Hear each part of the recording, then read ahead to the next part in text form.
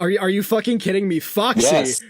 Yes. What you think that Foxy is the best one out of the four of them? Foxy? Okay. Yes. Name one plot relevant thing that Foxy has ever done. Name one fucking thing. Name one thing. Okay, this is why I fucking hate arguing with you, because I say one thing, right? I say one thing, and you over here trying to, I say one thing, and you turn it into a big thing. Listen, all I'm saying is, right, Foxy never wanted to kill Michael, right? What the fuck do you mean? That's what, okay, so riddle me this, right? Bonnie, Chica, and Freddy, they jump scare you, and they're obviously very aggressive, right? Foxy peeks over from the door, right? Okay. You concur? Yeah. Yes, he peeks over from the door. Your point is? My point is that because Foxy is obviously not aggressive towards the player, right? This is like, what do you mean he's not aggressive towards the player? Oh my fucking god! I would love to finish my sentence, but you never let me finish it. any of my sentences. Finish your sentence. It's probably going nowhere, but finish it. Oh, I can't believe you right now. I can't believe that I have to sit here and actually talk. You're a literal child, like legitimately a child. But anyways, right? Foxy peeks over from the corner, right? This is a conscious decision made from Scott Cawthon, right? All right. Continue your sentence. I'm making sure you're not gonna fucking interrupt me. So anyway, so Scott Cawthon made this decision, right? And I feel like he did this to add nuance to all the jump scares, right?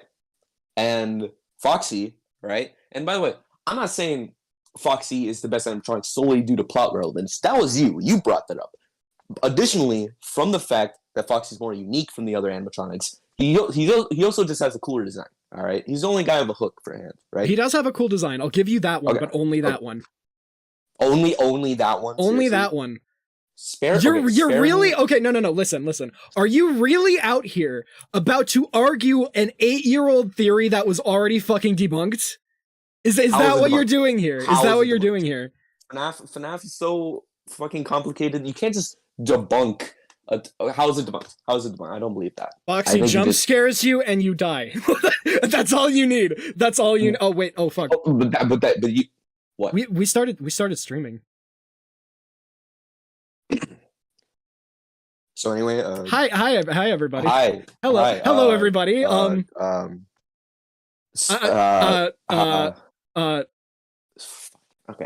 Well, let's just agree to disagree, right? Because we're we're good Samaritans. We're good friends. We're good friends. We're good friends. We're friends. Yeah. Despite the fact that you're fucking annoying piece of shit. You're a good friend of mine, right? Yeah. Yeah, we're good friends despite your shit opinions. We're great friends despite the fact that you never let me fucking talk. Chat, this is a bit, by the way. We knew we were streaming.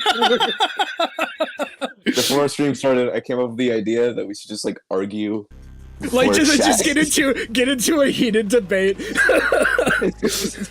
We should do this more often. Anyways, you know what's funny? I think what? There's a small chance someone's probably watching this and thinking oh, he totally just made that up on the spot. I know for a fact they were arguing for real. This is just a cover-up. It's just the cover-up. This is all just the cover-up. Anyways, welcome to Five Nights at Freddy's 3, everybody. We're gonna have a lot to say about this game because we have said during the past. Let's give some background, right? Yeah. Okay. So, for anyone confused about me and Rap's relationship, despite the fact we're totally willing to do a stupid fucking bit and being we do on occasion have some disagreements about very stupid shit. We very much do. For example, you think Hideo Kojima is overrated, right? Correct. I fucking love Hideo Kojima. I think he's kind of a genius. And then on another occasion, you love Kingdom Hearts. Let's just say I'm not I'm not a very big fan of Kingdom Hearts. You're not a big Kingdom Hearts guy. Let's put it like that. I'm just not a very big fan of Kingdom Hearts. I know we probably have some other stupid shit we don't agree on. There definitely is. Like, we have gotten into such stupid fucking arguments. I think we argued on, like, remember when we read that one Minecraft book? And it was, like... I do remember that! I genuinely think we probably argued about that shit, too, on one point, but whatever. But essentially, the big running joke between us is that we're obviously very disagreeable, but the thing that's crazy is that we have found one thing that we agree on. So, Rap, would you like to introduce? We have finally found the one thing that we agree on. We agree that Five Nights at Freddy's 3 is the best game in the series. They said it could never be done. When Thomas Jefferson was writing the Declaration of Independence, right? Like, he wrote down, like, this shit is never gonna happen. This shit, like, this will never happen, ever. This will never happen. When Abraham Lincoln was making the Emancipation Proclamation, he was like, and by the way, Rap and Light will never agree on anything ever. Alright, we can agree on that. It was written in the history books. The one thing we can agree on is that we can never agree on anything. But that changes, because now we realize that FNAF 3 is probably the best of the FNAF games. Absolutely. And I know that that's kind of like a hot take these days, but we'll get into our reasons. Right. But, like, I have many reasons as to why this game is my favorite. Like, I know a lot of people don't like the gameplay. People find it too easy, too boring, too whatever. My argument to that, which I've heard a lot, is shut up. It's a good argument, a quality argument. And that's what I say. You know, like, I was arguing with Ben Shapiro about this a few months ago, and I swear to God, people who judge me for liking FNAF 3, they do kind of sound like Ben Shapiro. According to my calculations, FNAF 3, on a simplistic gameplay standpoint, is clearly not as complicated as the other games and does not require as much as player effort. Let's say hypothetically, the Phantom animatronics were not there. Let's say hypothetically, there was only one animatronic.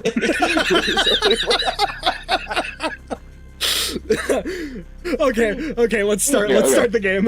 Let's start before we don't even get to play the game. But oh, by the way, Rap is going to try to get the good ending. Yeah. Right. I don't remember everything that you have to do. I know there are certain, like, puzzles you have to solve on each night in order to do it, but I do not remember everything. So we'll figure it out as we go. But for night 1, you don't have to do it, because there's literally nothing. Night 1, actually, I think you have to do something in night 1. Don't you have to click on the Balloon Boy poster? Well, according to this nifty guide from the best source, Kotaku, it says you don't have to do it. It says night 2 is when you start actually doing shit. Okay, so, I could have swore you had to do something with the Balloon Boy minigame. I'll look up another guide, but it says you don't do it. Light does have a guide on standby. Okay, so I will leave the Balloon Boy minigame, and I guess we'll just wait till night 2. So night 1, if anybody hasn't played this game, if anybody doesn't know anything about FNAF 3, which I mean would be surprising if you're here watching us play FNAF 3, but the first night of this game, nothing happens. Literally nothing. It's kind of literally. It's kind of just to get you used to, like, the cameras and everything. Which, to be fair, it is a little confusing. Like, it is. In there, just playing it for the first time, it is a little weird. Because I think this is the first game to have, like, an actual map toggle between, like, the vents and the actual place. And also another thing, the game is also just hard to see. Like, it's just hard to see shit in this game. It is a very, like, dark game. Seeing Springtrap on the cameras is very difficult sometimes. Because it's just such a dark-ass game.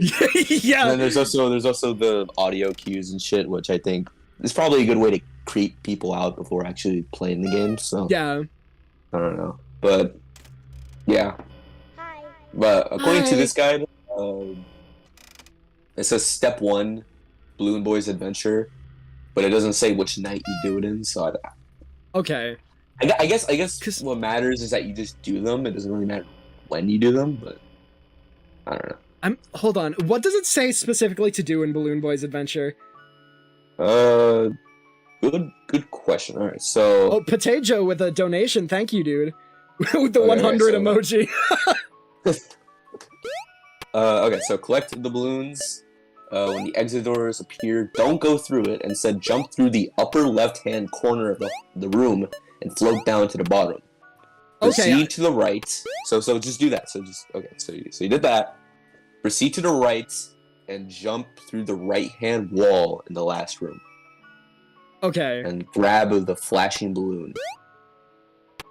And then you're gonna go back to night 2. Yeah, it probably is like better to do it this night. At least that's what I'd assume. Yeah, so you have less to worry about. Cause like I do know that like a lot of the mini games in this and getting the true ending involves like glitching out of mini games and shit like that. I just never remember how exactly to do it.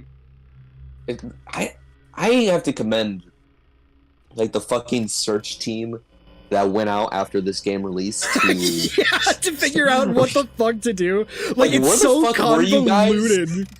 Where the fuck were you guys during like the Black Dahlia murders? Like I swear to God. Yeah, like, we need the best Five Nights at Freddy's theorists on like every murder case. For real though. Where the fuck were you guys during the fucking Golden State killings, man? We could have used you guys. We could have used you. But no, people point their efforts towards FNAF, obviously, because that's more important. FNAF is incredibly important. I mean, it is a very monolithic series. True. Very obviously more important than people getting murdered. Dude, yeah, exactly. Someone in chat says, "Where were you when the Zodiac Killer was loose?" That's what I'm saying, though. That's what I'm saying. If FNAF were released during like the 1960s, we wouldn't have any issues. We wouldn't have any. If 4chan and FNAF 3 released in the 1960s, we would have trained that generation to solve all of these murders. All right, that's what I'm saying. Yeah, right. Every murder would be solved if Five Nights at Freddy's came out in the 60s. Imagine Five Nights at Freddy's is like a fucking NES game. I know that wasn't the 60s, but that was it was more 80s. But man, how would that even? Would it even work on NES? I don't know how much how well it would function. If FNAF released in the 60s, people would be very confused because home computers did not exist. Okay, spat. That's a very spat thing to say. Oh shit, Philip will with $20. Thank you. $20. $20. Damn. Pro tip. You can only play the audio. You want to read it? You can go ahead. Go ahead. You want to? I don't know. Here, I got it. Pro tip, you can only play the audio twice in nights 5 and or 6 before it stops working, if I recall correctly. Okay. Awesome. What a cool guy. Yeah, I did not know that, actually. I know that, like, the audio breaks constantly. I did not know that there was, like, a specific amount you had to do. Oh, Nicholas brings up a great point, so... He says, notice how the Zodiac Killer was only found after the FNAF Killer this launch was completed. That's true. That's very true, though. He's got a point. Did they actually find this? Hold on. I think, no, they did figure out who the Zodiac Killer was, I think. I don't remember. I think he might be dead. I think he was dead after they figured it out. All I remember is that there was, like, a meme going around that was, like, he was gay, and, like, that was weird. Like, he was great gay representation for the 60s or something. I think that was a gag. Though. I think that was real. I think the funniest thing about the Zodiac Killer situation is that like his criminal records came out and they arrested him for a completely different charge and then let him go. They arrested they arrested the fucking Zodiac Killer. They had him behind bars, and then he got out. That is the most, like, fucking, like, Seth Rogen, James Franco comedy-ass shit I think I've ever. That is some shit that would be in, like Superbad or some shit. What? Why is that the perfect description, though? What the fuck? That's literally perfect. Writing that into some shit. You can see that, right? Like, I'm not the, like think about it. Seth Rogen, Bill Hader, James Franco, and some dumbass fucking comedy where they accidentally free the Zodiac Killer. Donkey Kong in the Mario movie, like, hey Mario, I found the Zodiac Killer.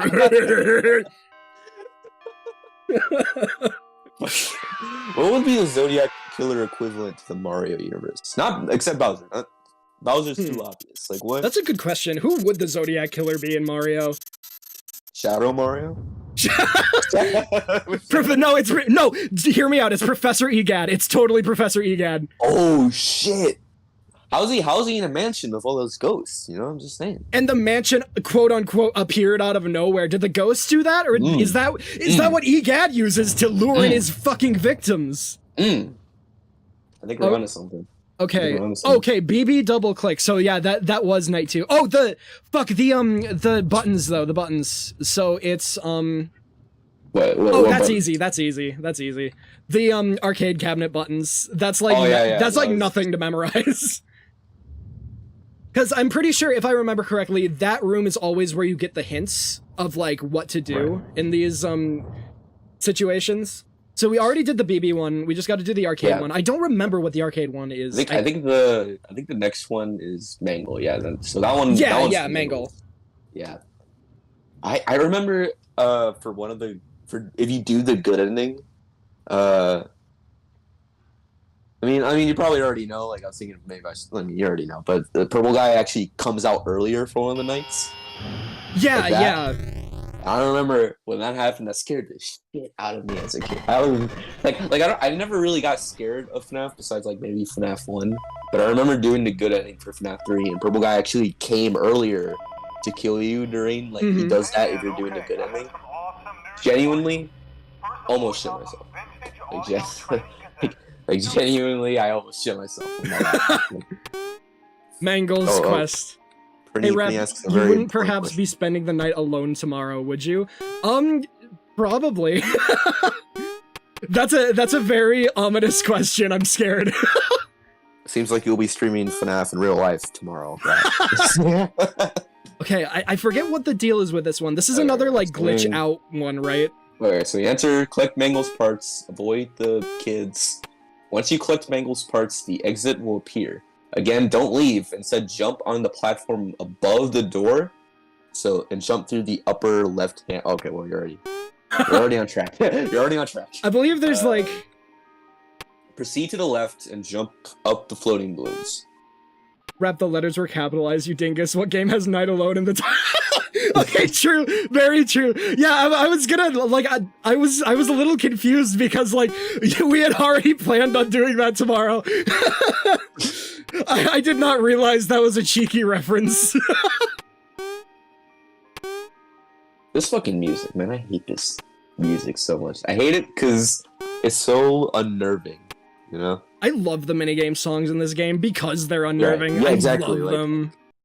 When I the say Shadow hate, Bonnie one specifically, like, I love the Shadow Bonnie one so much. It's so, like, eerie and, like, it's like, fuck, what's the word for something that's, like, beautiful but, like, also creepy as fuck? I swear there's a word for that. Hey, Springtrap.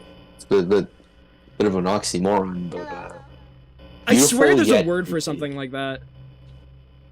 I forget what the word is, though. Now, my strategy for this game is literally just keep Springtrap in Cam 8. That's been my strategy my entire time playing this. Well, I looked it up. What the fuck? Winerific? That's... Winerific. Winerific? Yeah, I have no idea if that's it. But, like, there's a specific word that I'm thinking of. That's a cool-ass word. What the hell? That is a cool-ass word, though. Who the fuck came up with that? I know they felt great after coming up with that word. Who was the creator? Who was the creator of Winerific? For one of the voice toggles or whatever, they should have just had one of the kids being like, I got Remnant, by the way. Hey, I got Remnant over here. There's some Remnant here. There's some Remnant. Oh, look at all this Remnant I have. I would learn Springtrap easily. There you go, problem solved. If Michael, listen, all I'm saying is if Michael wanted to find William, right, he should have just like posted posters that are like free Remnant. Come to exactly. my house. Exactly. Free Remnant here, one night only. One night only, free Remnant. And William saw that boom easy. You already solved the entire FNAF series. Yeah, the entire game would just be done. The clap of my like... Remnant alerts Springtrap. It blows my mind that Remnant is like essentially the MacGuffin of FNAF. like that's the goal. Like that's what we're here for. You know, like William isn't a psychopath for killing children. No, he just wants Remnant, guys. He just wants Remnant. Yeah, Remnant. You know, whatever. I did have people. I posted the Remnant clip on TikTok, and I did have people in the comments who I guess are more versed in FNAF lore than me. Apparently, at the very beginning, William didn't know what the fuck Remnant was. So at first, he was just killing for fun, and then he was trying to get Remnant. I don't fucking know. Okay, how about this? I have this idea, right? And my idea is, how about you have William kill children? That's it. Yeah, there we go. He's just make him a crazed murderer. Like, you don't need a reason. You can't just be like all right. So let me get this straight, right? So we all remember the FNAF 2 minigame, right? Right, where he kills the child outside, right? Mm-hmm. He drives up, kills the child, right? Obviously, under no circumstance can you explain that. You know, you can't sympathize with something like that, right? So essentially, Scott is creating a character, an antagonist that you can't really reason with, right? So instead of doing the normal thing and just going all the way with it, right? Create a psychopath. Scott is like, well, let's give him some sort of motive. Okay, so that's normal when you're creating a character, give him a motive, sure. So using this world, Scott, being the genius that he is, creates spirit energy. That's where you go. and that is not Remnant to explain to Lizzie in chat, who is asking what Remnant is. So Remnant is essentially a spirit energy that is stored inside children that you can harvest to do what can you do with Remnant? He wants Remnant to be immortal, basically. Like, it's basically overcompensation for, like, explaining... Like, literally, they could have just done, oh, yeah, the animatronics are possessed. But no, the animatronics have Remnant! Like, it's so Remnant, stupid! That's why he needs... Like, okay, I can suspend my, I was thinking about things to say about FNAF 3, and one of the things that I was going to talk about was the fact that I didn't understand. So this takes place in what year? How did you get here so fast, you fuck? Oh, what the fuck? What the hell? Well, you can just like talk to him. All right, Springtrap. Hey, listen. Springtrap. What year does this game take place? He's not very talkative. Yeah, Springtrap. Tell us where in the Five Nights at Freddy's timeline this game is. Everybody still debates it. Are you just gonna fucking stand there and stare at me? Are you gonna give me a fucking answer? Springtrap, how do you feel about the current politics of your day?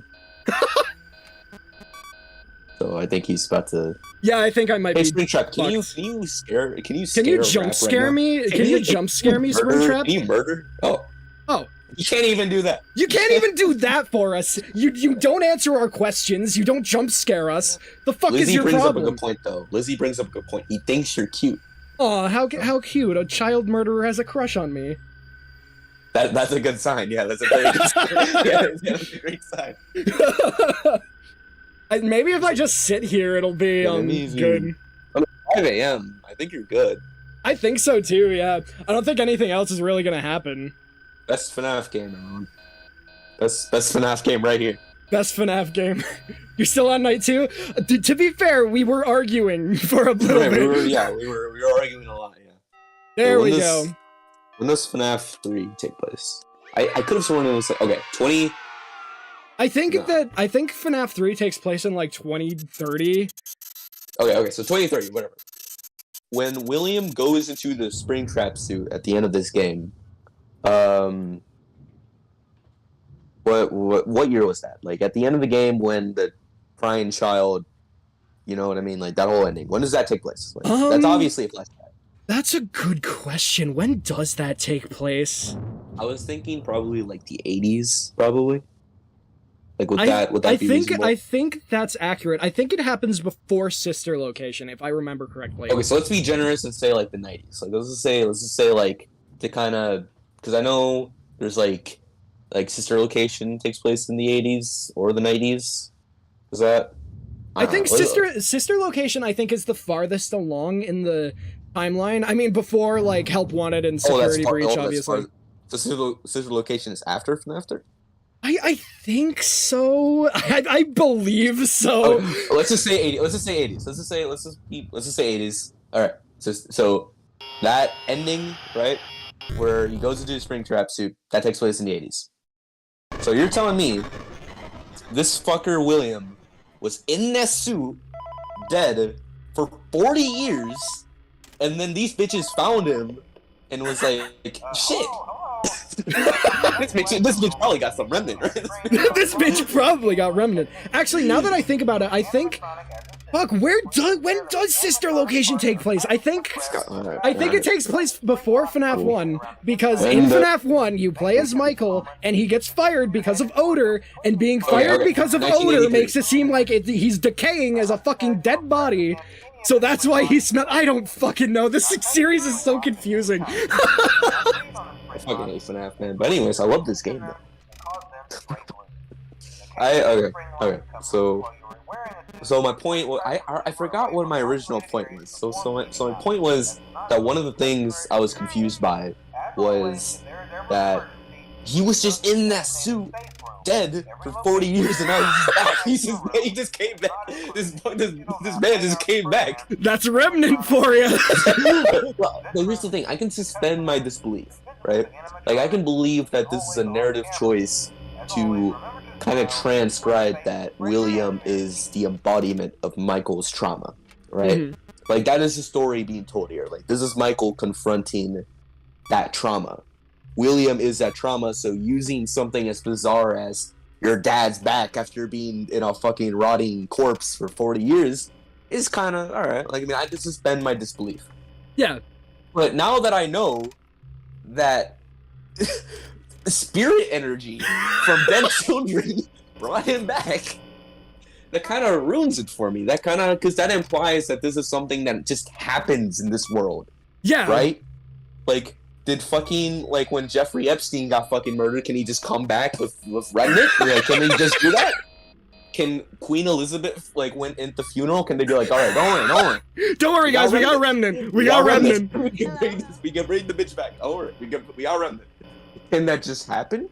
Can you just bring back dead people using Remnant? Is that, like, normal? Is that, like, all right, like, other examples? Oh, I've been neglecting the cupcakes that I'm supposed to be collecting. You should probably do that. Wait, hold on. Okay, so you're on what, night 3? Yeah. Okay, night 3. So this is Chica's party. So you're supposed to go to 2, 3, 4, and 6, and get the cupcakes, and then you just play it. You just play that mini game. But anyways, Remnant. I feel like we've been just shitting on Remnant for the past like 2 streams that we've done this. Because for the FNAF 2 stream, we were also just shitting on Remnant, just, like, exclusively. Yeah. Right? We have been very much shitting on Remnant incessantly. Well, to be fair, it's funny, though. It's, like, it's such a funny idea. Because like you were this close to making a good story, and then you just had to bring in Remnant energy. It's like suspending disbelief that these things are possessed is not that hard. It's not that difficult. Like, it's happened. Like, we've had this shit before. You know, there's people who genuinely believe in possession. You know what I mean? So, like, you don't have to. Wait, do you feed the kids? I don't know. I don't remember. Okay. All right. Let me read the guide here. So you can collect cupcakes and give them to the kids, but it's not necessary. When you're ready, fall through the hole. Well, I figured it out. Okay, all right. It seems like the guide from who made this from Nadia Oxford is not very useful. Also, that's such a fake name. There's no way your last name is Oxford. I refuse. Someone in chat, your local nerd, he said, my question is, if Michael was there to kill Springtrap and set the place on fire, why did he wait for 5 nights to do it? And why did he need a job? Why did he just sneak in and light it on fire? That's a great point. That's a great question, actually. I mean, I guess he needed the paycheck before he did it, you know? Like, all right, think about it. This is 2023, right? Or like 2030, like right? 2030, I think. I know for a fact the economy is probably fucked up, right? The economy Like, is just tanked. Yeah, so I can imagine that Michael is like, all right, I'm here to kill my father, but first I gotta make that bread. I gotta make that bread. I gotta do this shit because I live in the city. You know, that's genius. Scott Cawthon was secretly making a critique on the American economy, while also making a game about a guy who goes around and kills children. That's very interesting. Very true. Good job, Scott. I have completely lost track of where Springtrap is. At this point, you just pray to God he's not there, because Springtrap usually shows up a bit before he scares you. He's usually near the hallway or something. Yeah. So, do you even really need to check the cameras at that point? Like, you could just wait. And then just well, I mean, wait it out. you still have to reboot the systems and stuff, and that's the thing. That's why you can't just ignore the cameras, because like Springtrap can easily, as like you're rebooting things, come in and be like, "Hey, what's up?" Just use the audio toggle and then just keep them there. I will say this may be my favorite game, but I do admit it is kind of flawed in some ways, but I like it more for the atmosphere. It is the most Oh, he's already here. He's Oh. already here. I might as well just like try to bait him into killing me. Springtrap. Come on. Springy. Come on, Springy boy. William. Come on, man. William. I know you want it. I know you want to do it. I got some Remnant in me. I got her. Wait, no. Here's the thing. No, here's the problem though, Rat. You're like 22. That's too old for him. Oh yeah, too old. He only kills children with Remnant. All right, hold on. I got this. William Afton, I got my Remnant here. Please take it from me. I like how you're British. yeah, British. William. That's also what he looks out for. My dearest William, I beg of thee. My dearest William, I do beg of you to please take my remnants. I have too much remnant for my quaint little body. I gotta share my remnant, dude. Come on. There he is. There he is. All right. Did somebody say remnant? It worked. It works. He does sound like he's fucking. Rap, why do you sound like the Fortnite Greek? Hitting the gritty for Ukraine. Rap, you know, it's funny because I have a friend who's constantly talking about how she needs to be put into a mental asylum. You should join her. I think, you know, you two would be great together. Okay, Perfect, wait, so you're still in night 3? Do you have to redo the minigame for night 3? I don't think I do. Well, you have to collect the cupcakes, so just make sure they're not there. Because I mean, once you get out of the minigame, they're there anyway. Okay, so. Well, I don't think I have to redo the minigame. William infects Frapp in light of the British virus. it's uncurable. It's uncurable. I mean, okay, the Queen lived for how old was she when she died? Like 90 something. 96. Imagine how much remnant that bitch had. Wait, you think kids, like some kids have more remnant than others? Like what is the? That's what the remnant doctors are for. That's what we were talking. Yeah, they're like so there's doctors and then there's remnant doctors, right? So remnant doctors, they check you up, you know, they do the daily checkup and they're like, I believe you have 86 remnant. Yeah, it's like they measure it with some sort of scale. Yeah, this bitch got like 73 R's, I think. I'm thinking probably. That's pretty healthy for someone your age, right? You would believe that? How much do remnant doctors get paid? That's a good question. Do they exclusively get paid by William? so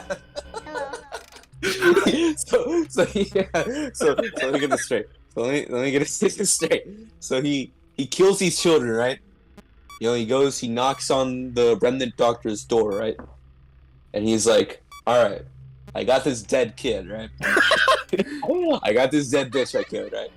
Can you please tell me how much Remnant she got?" And then the Remnant Doctors are like, "This is horrible. This is the decaying body of a dead child you brought me. How much are you asking for? Yeah. How much do you want? How much Remnant you looking for? How much Remnant you want? Yeah, like Remnant dealers, you go out behind the local Walmart. You go behind the pizzeria, and there's the guy there. He's like, "Hey kid, you want some Remnant? I got 12-year-old Remnant." Maybe that's why William was harvesting Remnant. There's like a Remnant black market. He doesn't even want immortality. It's not about the dead children. It's about the money. Oh. Yeah, exactly. If you're good for it, never do it for free. No, imagine there is a substance that can give you immortality. Imagine how much that would go for on the black market. No, for real though. And imagine how much people are gonna be paying for that. Exactly. I can imagine aristocratic families probably they probably pay them under the table. Like, I can see that. Yeah. That's where William Afton got all the money to build his advanced ass fucking animatronics and shit. I think we're onto something here. Hold on. That actually makes a lot of sense. So he kills these kids as a financial decision. As a financial decision. He's got student loans to pay. No, think about it. So in the mini game, right? He goes up to the crying child, pulls up in the car, and he's like, he rolls down the window and he's like, "All right, before I do this, I just want to let you know, this isn't personal. All right, this isn't personal." He loads the gun. Oh, what's he? He just, like, stabs him or something. How does he kill him? I don't know his methods. He just kind of like rolls up to people and they die. No, like in the mini game, he shows up and that bitch is just dead. Like she's gone. Maybe he has like some sort of Medusa-ass stare where just looking at them means, okay, yep, dead. He's a pretty creepy looking guy. Like if I saw a guy roll up to me who was just full on purple, like nah. Like, this man is full purple, man. Like I'm not gonna mess with that. I'm good. Like, all right. Like I just give up at that point. You know what I mean? Like if someone this purple ass motherfucker, purple ass dude just roll up to me. Like I've seen Avengers: Infinity War. All right, I'm good. I know what purple people are capable of. Right? I know what it is. That crying child is the daughter of his work partner. So I guess so that makes sense though, Ellis. That contributes to our theory. So William already knew the crying child. So he probably, I don't know, got like a blood sample, rolled up to the Remnant Doctors and was like, "All right, I'm thinking of killing this kid, right? And I need to make sure my investments work. I need to make sure my investment's all good." And they're like, "All right, I got you. Don't worry, I'll get this analyzed and shit." There's got to be Remnant Doctors in FNAF, right? There's gotta be. William, there's no way William is the only person who knows what Remnant is. There's no way. No, that's my thing though. It's like, so Lucy brings up a great point. Do you go to college to get a degree on like Remnant and shit? Your Remnant studies. You study Remnant in college? Like you roll up in your dorm and you're like, "So what's your major?" And it's like, "Oh yeah, I'm studying Remnantology, you know, just like the study of." Oh hey, Foxy. Oh fuck. Just like, yeah, I study reviving people, you know what I mean? Like that's my thing. You must get paid well for that though, right? Like if you like revive people using Remnant, that's gotta be like, yeah, that's gotta be a good gig. Or you know, if everyone knows about it. So okay. Alright, now here's another thing though. In the FNAF universe, what is the average lifespan? Right? I assume it would just be the average lifespan of a human. Unless William Afton is just going around killing it. No, William Afton is going around killing kids, being like, "Oh, without Remnant, your children are dying faster these days."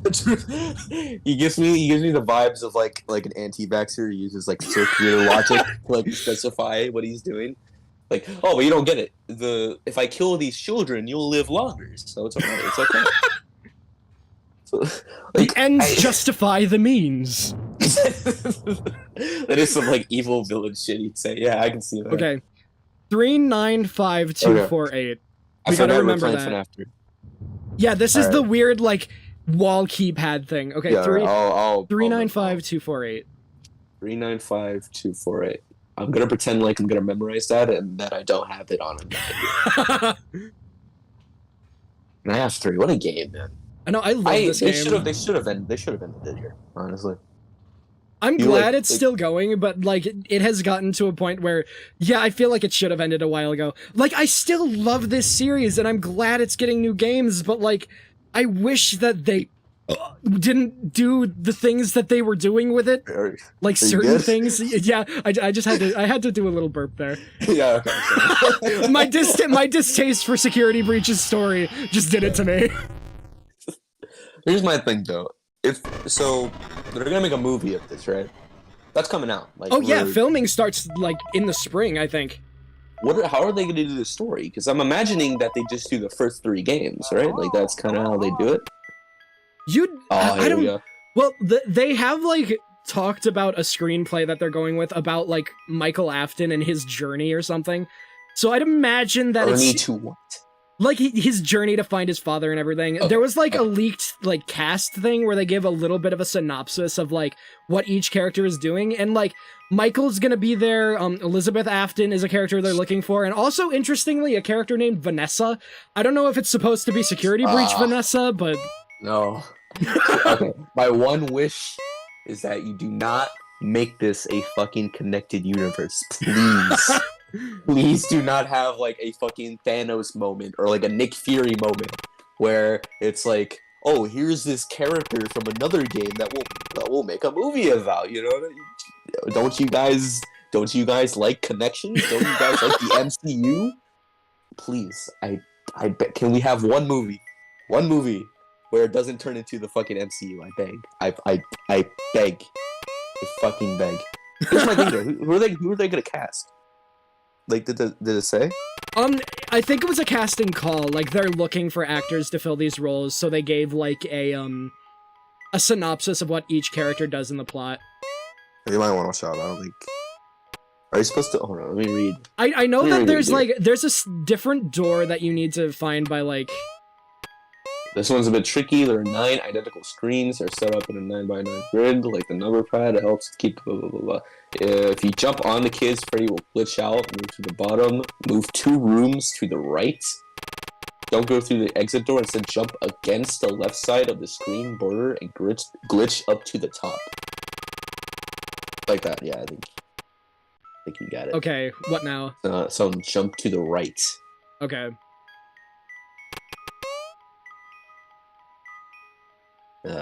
Glitch up to the top of that room and move left. Fuck. Yeah,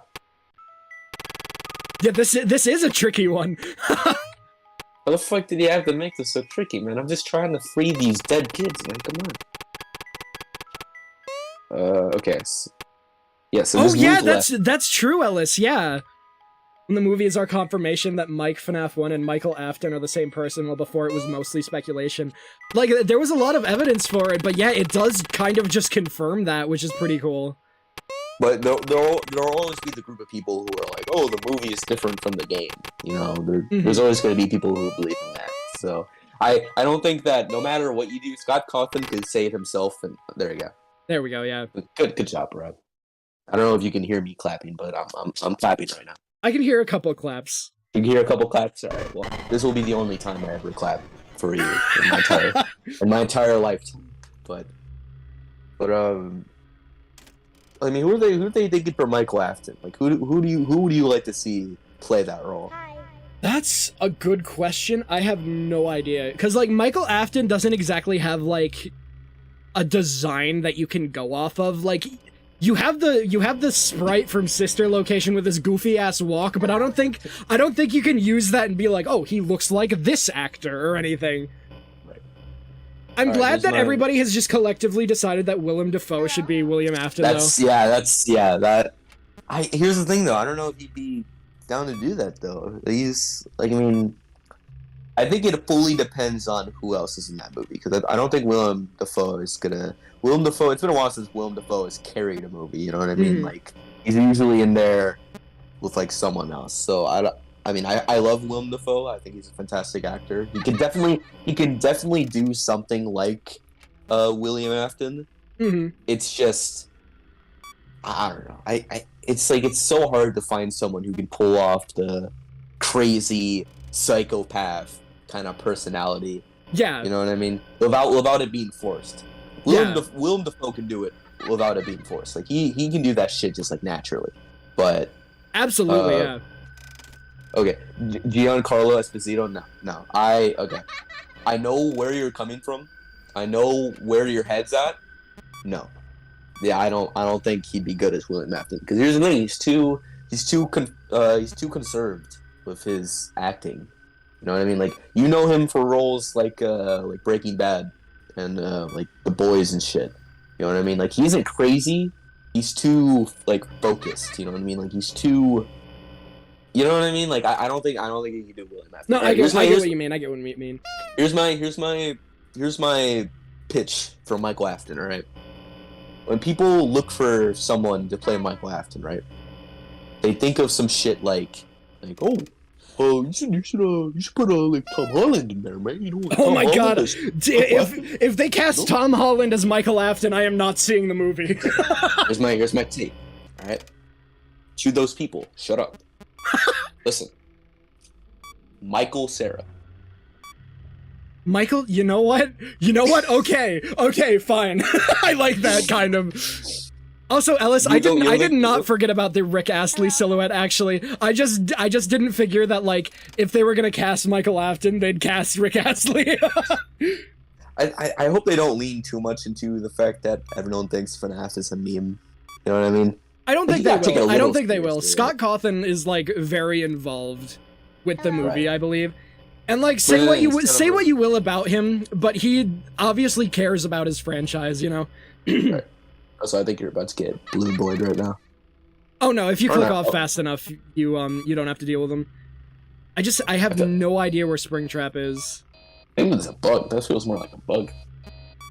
But I think it's intentional, because like if there was no way to defend yourself against that, it would be a little bullshit.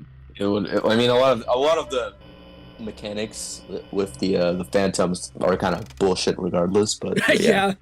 I still don't understand what makes Phantom Foxy come out. I still don't get it. I don't think anyone does. That's the one that's always been tricky for me too, because I don't know how Phantom Foxy comes out, and I don't know how Phantom Freddy or Chica come out either. So I'm just like kind of on my own for that. Phantom Freddy, I feel like you just ignore him and he leaves you alone. Like he walks right. There's fucking Foxy right there too. He walks across the screen like a little goofball, and then he just he like ducks under. Oh wait, he's gone. Wait, Matt, if you notice him and you look away, does he go away? Are we discovering new shit about this game? There's Phantom Freddy. Isaiah says, what about Matt Smith? But my question is, Matt Smith for Michael or William? Because those can be two very different things, alright? Matt Smith, like, I mean, that dude's from Morbius, you know what I mean? I don't think people take him very seriously. How old is he? He's 40 years old? Oh, the Phantoms just appear at random? Okay. Hello? That's bullshit. Oh, for William? Matt Smith for William Afton. Hello? What do you think? What do you think, Rob? I don't know. I feel like it could work. But, like, I feel like I haven't really seen him in a role that would, like, fit that well. Like, right. I could see it working, but I don't know. I still think Willem Dafoe is the literal perfect choice, and anybody except for Willem Dafoe, I'm probably going to be disappointed in. Ellis, I swear to God. Joe Curious for Michael. Shut the fuck up. Ellis, go sit down. Go sit down. Alright, I don't want to hear it. Chris Pratt as Michael. Chris Pratt. Mushroom Kingdom. Kingdom, here we come. Freddy Fazbear's, here we come. Phantom Puppet, please go away. This was creepy for like one minute, maybe. David Tennant for William? Like, I mean, he's too cute for William, though. You know what I mean? Like Willem Dafoe, I had a friend who said that Willem Dafoe was super cute. You need to have a type for Willem Dafoe. You know what I mean? Like, well, somebody David said Tennant, Willem Dafoe is cute. Yeah, I mean, I can see it. I mean, he's a little goofball. He's a little, you know. If you watch him in like interviews, you know what I mean? Like he's a cute guy. A little goofy, a little silly goofy. David Tennant though, he's just hot. So like, I don't know if he would work for like Willem Dafoe. No, fuck William Afton. William Dafoe, Willem Afton. William Afton, right? Like he's killing these kids. I don't want to be like. I don't want to be thirsting for him while he's killing these kids. You know, like I don't want like, Steve Buscemi for William. Nah. Steve Buscemi would be like Freddy. Like, like I don't think Steve Buscemi for William would be. Here's the thing though. If casting for these movies are so hard because I hate typecasting, but that's all I have to go off of. You know what I mean? So, but Steve Buscemi. Like, I don't think he even does creepy roles. I don't think he even likes to do them. He's in fucking Grown Ups. You know what I mean? Like I feel like Steve Buscemi would work as William Afton in like looks alone. But voice, they'd have to dub Willem Dafoe over him. Yeah. Oh, here's the one with the music that I like. Alright, so do you need like a guide for this, or do you? I'm trying to remember what I'm supposed to do. Oh, yeah, you like switch through them. Shift through the other games until you reach Balloon Boy's Air Adventure. Jump through the false wall on the upper left-hand corner of the room. Shift the game screens again until you find yourself in a purple room with the crying child and give him the cake. Okay, I see. Oh my god.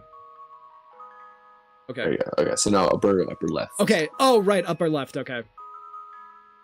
Steve Buscemi as Henry. Okay, that I can see that. And then you can give him the cake. I know I've been talking a lot. Like I've been shitting on this game and this series a lot, but I do genuinely find the story being told with the mini games to be really sweet. Like really, like yeah, genuinely. Hello. Like this child, like the thing is the main theme with FNAF is anger. You know what I mean? Like that is like not just the fact that these animatronics are very obviously mad at you for even existing, but rather, you know, these children, their lives were taken so prematurely that it's very obvious that anger kind of carries over through game to game. So the cake, right? Like cake is a very childish thing to kind of like fawn over, you know what I mean? Yeah. So using that as a way to kind of represent how, okay, I will make you free again. I think that's cool. I think that's honestly super cool. It's just, it would be even better if, you know, we didn't have Remnant. If we didn't have Remnant, but that's besides the point. Hello. Remnant just like. And now we're Remnant, back to Remnant. we keep going back to Remnant, but I think it's mainly just because like I know that after Sister Location came out, I fell off of Five Nights at Freddy's. Like, I did not get back into it until, like, early last year, like, late 2020. And, like, to see this series, this story that I got so fucking invested in, just go back to, like, weird sci-fi bullshit. I don't know. I didn't like it. I didn't like it at all. Yeah. I kind of fell off after 3, because, like, 3... After all the theories came out about like the burning building and such, like I was pretty satisfied. Like I was satisfied with the idea that you quite literally burned down the FNAF establishment. So I was cool with that. I was like, all right, well there you go. You burned it all down. It's all over. There you go. Yeah. But then now 4 comes out, and then oh damn, he got here fast. I think that's the first time he's actually. Is that the second or first time he's got you? It's the second time. I fucked up that one time. But what was I saying? Yeah, I don't know. It's just like after four, it's just like I guess I should talk more about 4 when we do FNAF 4, but I don't know. I just thought this was such a good ending, both narratively and gameplay wise. You know what I mean? Like this is it. You know what I mean? Like this is it. Yeah, Then I like fuck it up.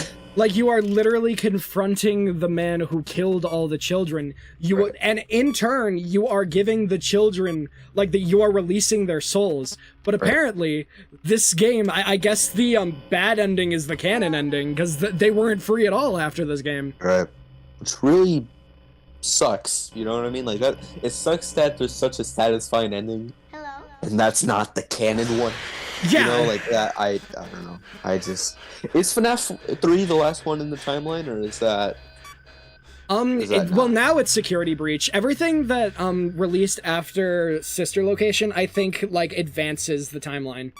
I'm gonna make sure Soul is not in chat because I'm about to shit talk Security Breach. All right, listen.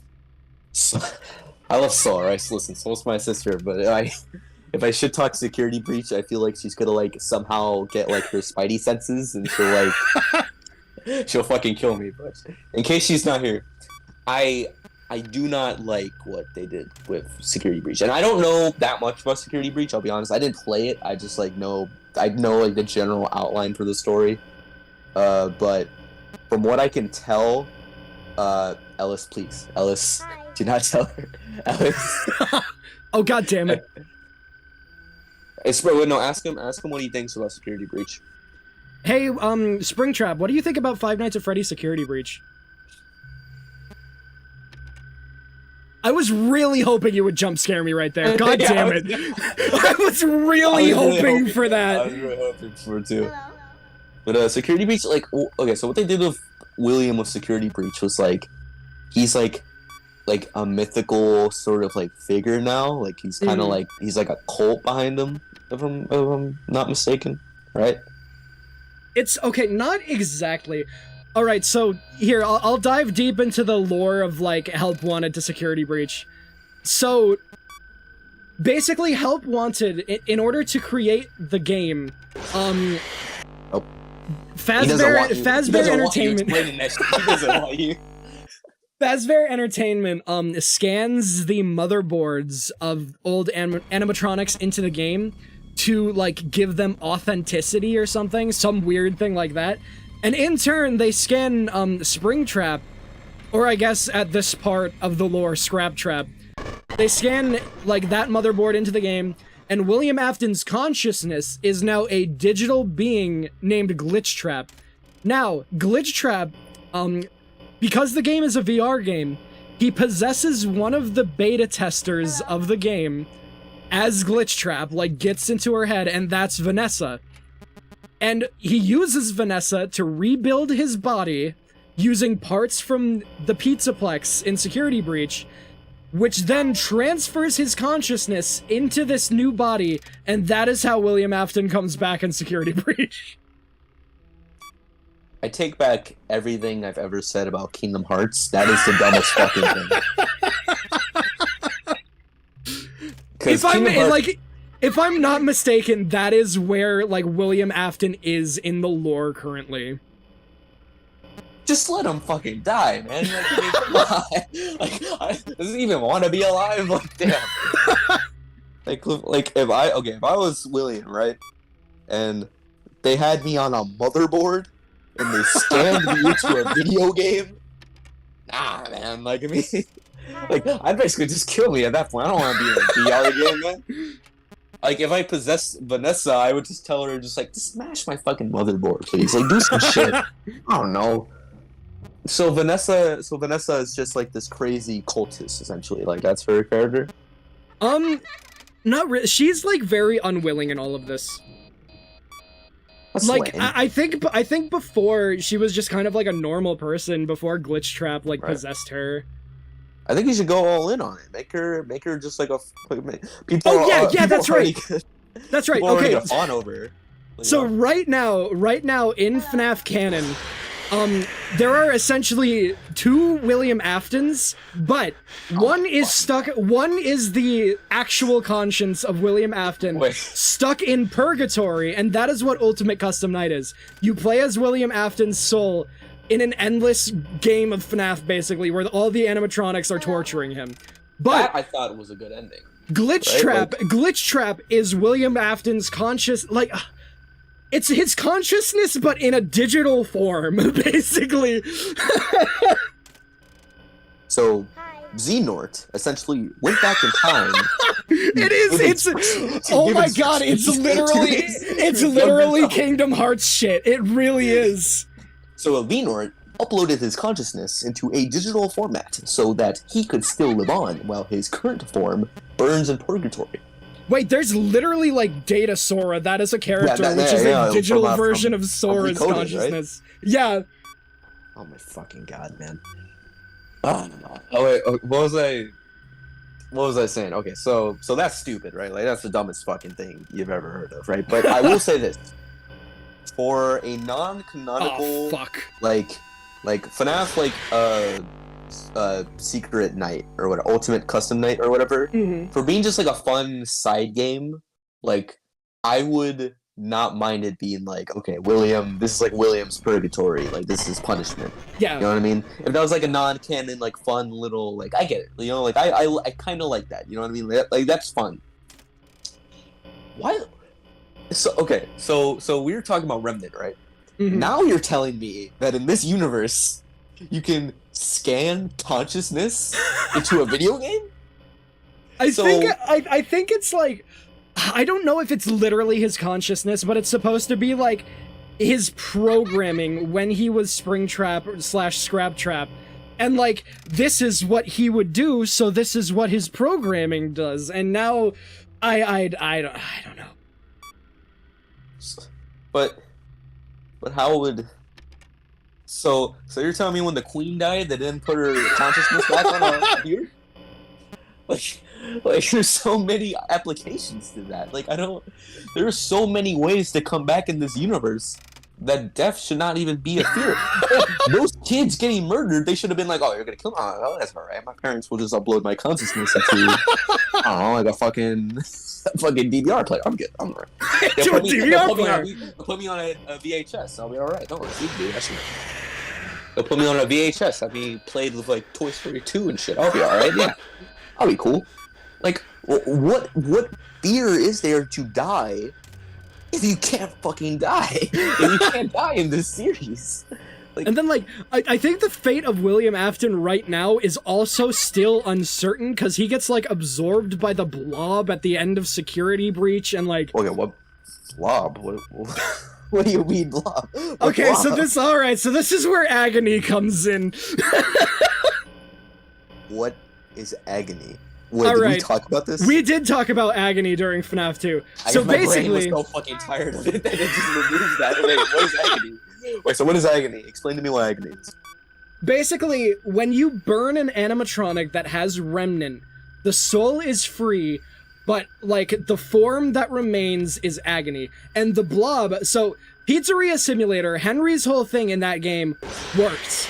Like, Henry's thing in Pizzeria Simulator worked, the souls are freed, but their agony remains, and that agony is the Blob. That's basically like a giant... Hold on, let me... Oh, hi, Springtrap. Let me pull up a picture of the Blob and send it to you. Oh my god, man. I take back Kingdom Hearts, I'm sorry. I fucked up Kingdom Hearts too much. I feel like this is like the Christmas Carol, but for Kingdom Hearts, man. Like I'm Ebenezer Scrooge at the end of Christmas Carol. Like I'm like, all right, you know what? I'm cool with Kingdom Hearts now. You know, I understand. You know, my heart is now jolly with Kingdom Hearts. You know what I mean? Because I see this shit, and I see how worse it gets. Anyways, here is the Blob. Here's Discord. Discord, can you let me send it? I'll put it up on stream too. Just in case anybody doesn't know. Oh. That's a pretty... So that's like the physical manifestation of like agony? Yeah, this is the manifestation of the children's agony from like being killed and all that or something. Okay, so when you die, you essentially get a nobody and a heartless. Pretty much.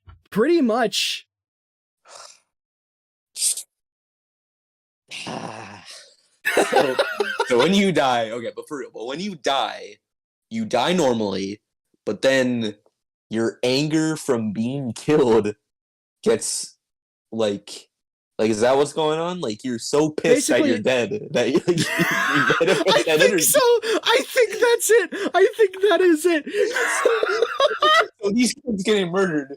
They're like, "Are you fucking kidding me? Are you fucking serious? I got murdered."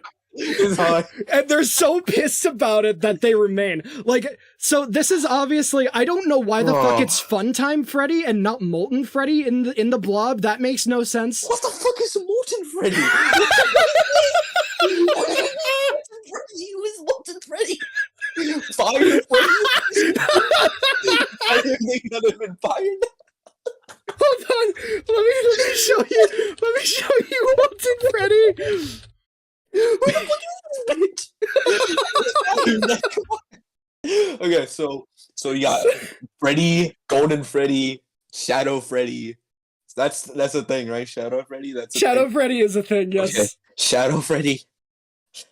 And then you got Molten Freddy. This is Molten Freddy. Who the fuck is this bitch? Molten Freddy is Ennard, but without Molten Freddy is Ennard, but without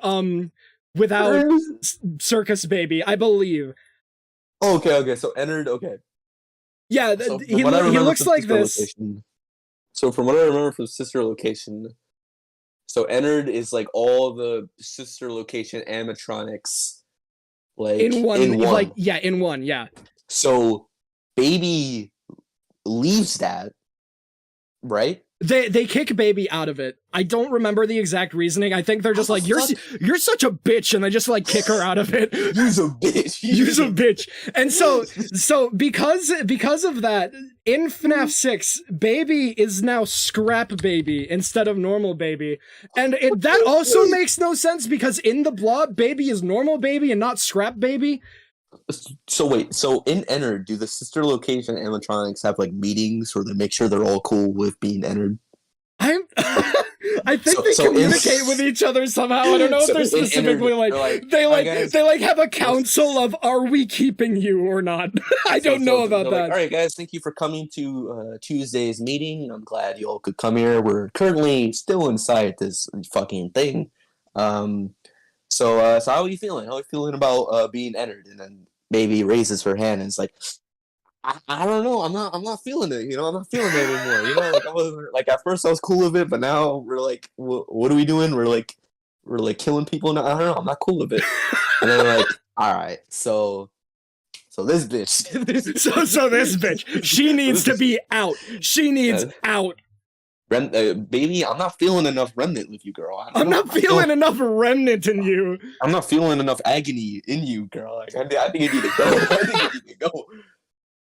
Okay, so Ellis being the expert, they booted Baby out because she was too controlling. Okay, gotcha.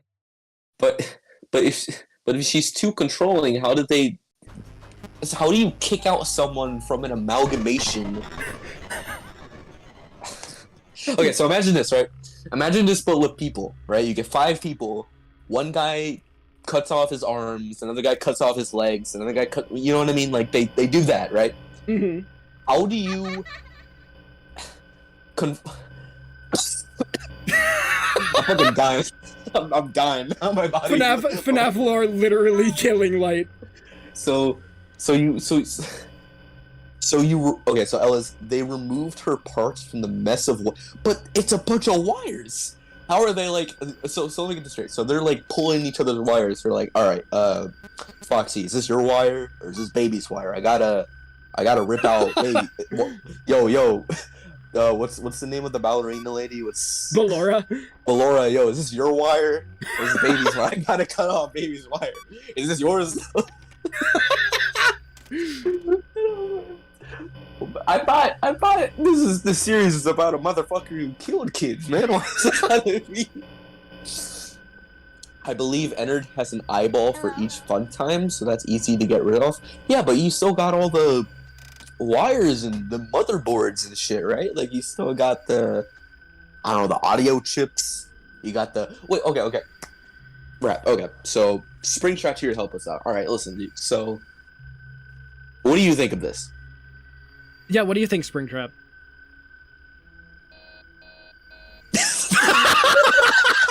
He doesn't like it. He doesn't like it. He doesn't like that shit at all. He does not like that shit at all. Thank you for your input, Springtrap. I appreciate it. But Oh, hey, Chica. that wasn't Springtrap. Yeah. Okay. So Ellis, riddle me this: you get all these animatronics together, right? And with the amount of wires and equipment that makes Ennard, right? And Ennard's a pretty bulky guy, right? Like Ennard's pretty damn like he's pretty swole for an animatronic, right? Like, he's pretty damn swole, right?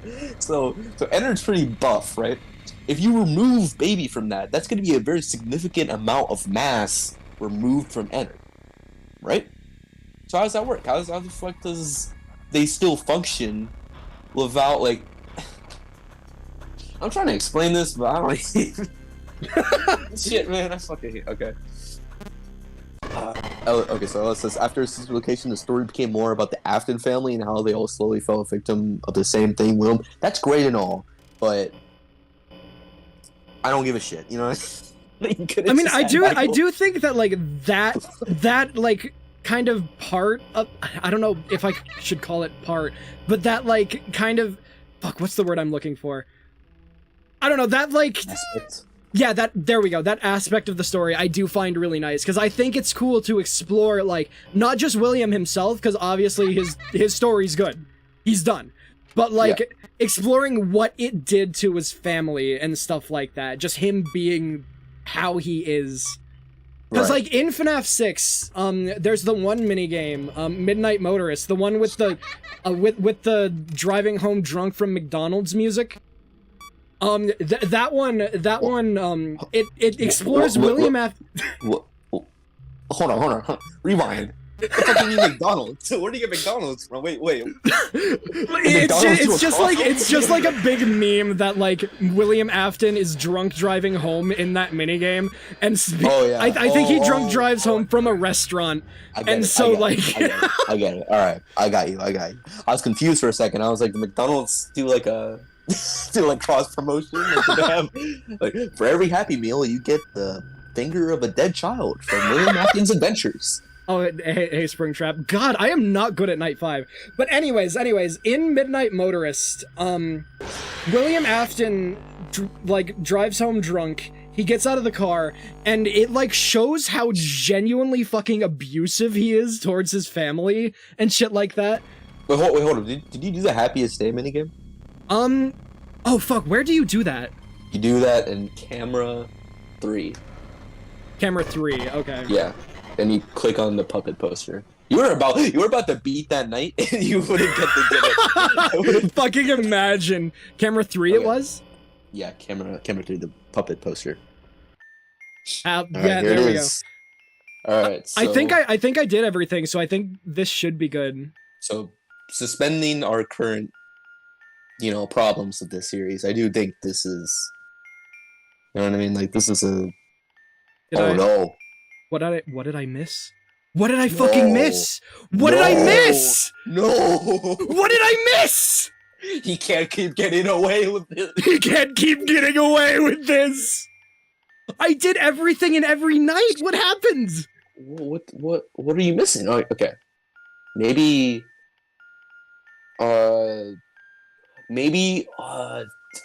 Fuck, wait. I think you're supposed to give cake to the kid in every one of the minigames. I thought I did. So now I think you're supposed to... Chat, please. Chat. You guys help us. Chat, help us out. Help us out. Anybody who's like been here since the beginning, did I forget somebody? I thought I did the BB one. BB Mangled Chica, the performance. Did you give cake to the kid in the Chica game when he did it? I thought I did. I could have swore I did. God fucking damn it. God fucking damn it, dude. God damn it.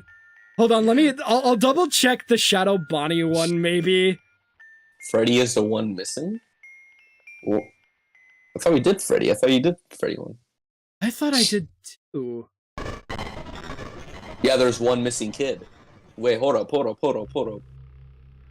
Molly says there's one missing kid, she's right. Who did I miss? Wait, hold up. Let me try Shadow Bonnie again. I could have swore that I did Shadow Bonnie, but... Yeah, you're missing a kid. God damn it. God damn it, Scott. Well, hold on. The kid in this minigame is gone, so obviously I did this one. I thought I did the numbers. What the fuck did I miss? Are you supposed to do all this in a specific order too, or is it just kind of like it doesn't matter? I have no idea, actually. If it is, then you're fucked. You're totally fucked. Pray to God that this game has mercy on you just this once. I think it's an order. I think you're supposed to do things in certain nights. Oh, god damn it.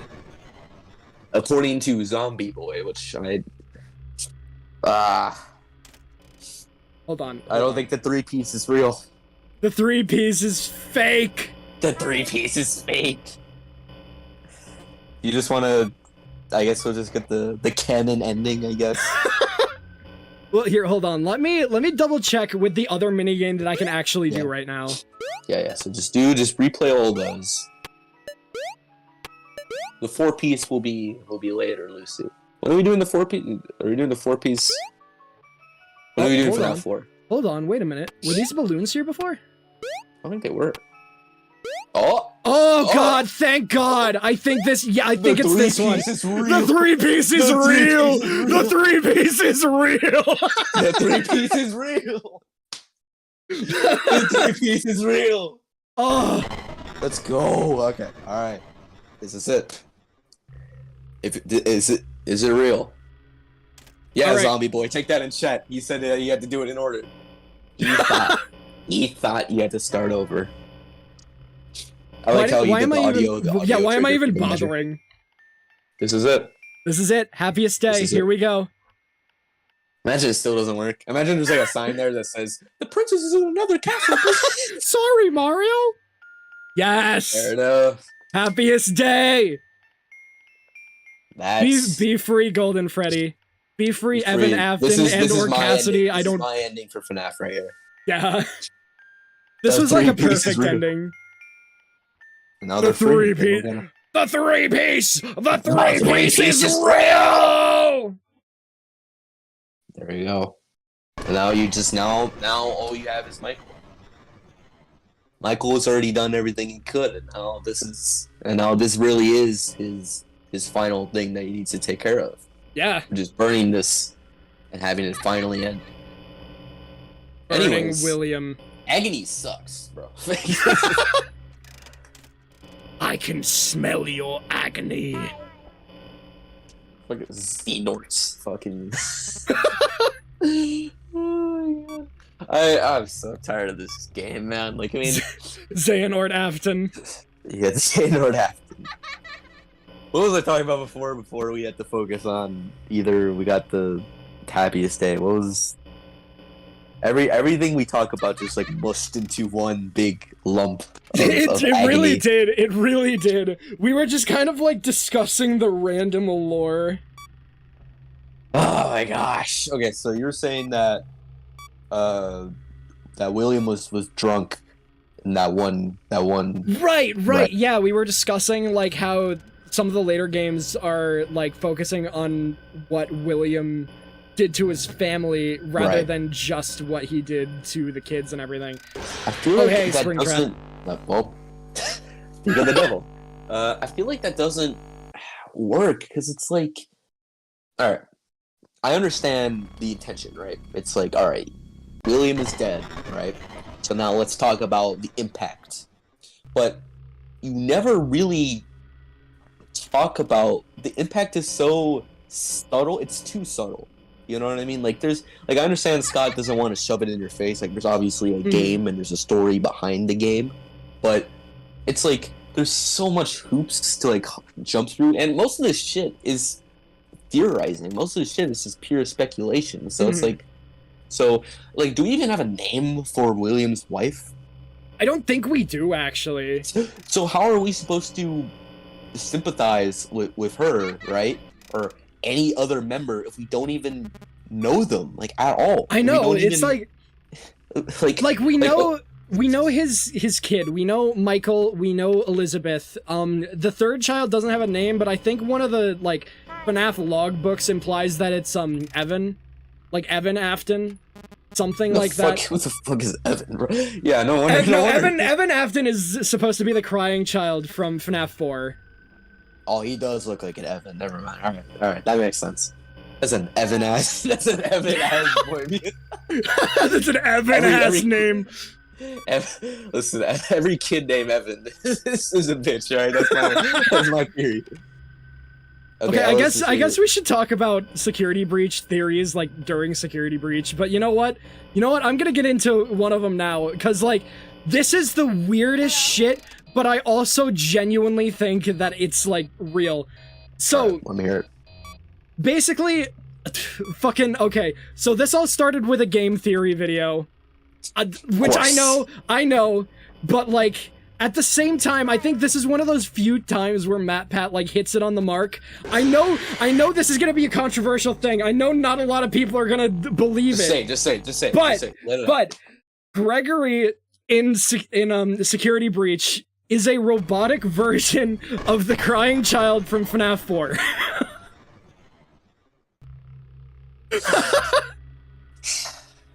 Okay, you know what? Can we just talk about something else, man? Okay. Well, okay. I'm curious though. What does that mean? What do you mean robotic? Okay. So explain that. They take a lot of things from the books and like bring them into the lore of the games. And like, first of all, you have William Afton, who wasn't named until the books came out, and then that name appeared in Sister Location. It appeared in Sister Location after the books came out. So that was canon. They take a lot of things from the books, and they just kind of inject it into the series because like they have the groundwork for lore stuff done, might as well. In the books, there are robotic children. And specifically, Charlie Emily, Henry's daughter, has robotic copies, like, of herself that Henry made. And you know how in FNAF 4, basically, Sister Location confirms that the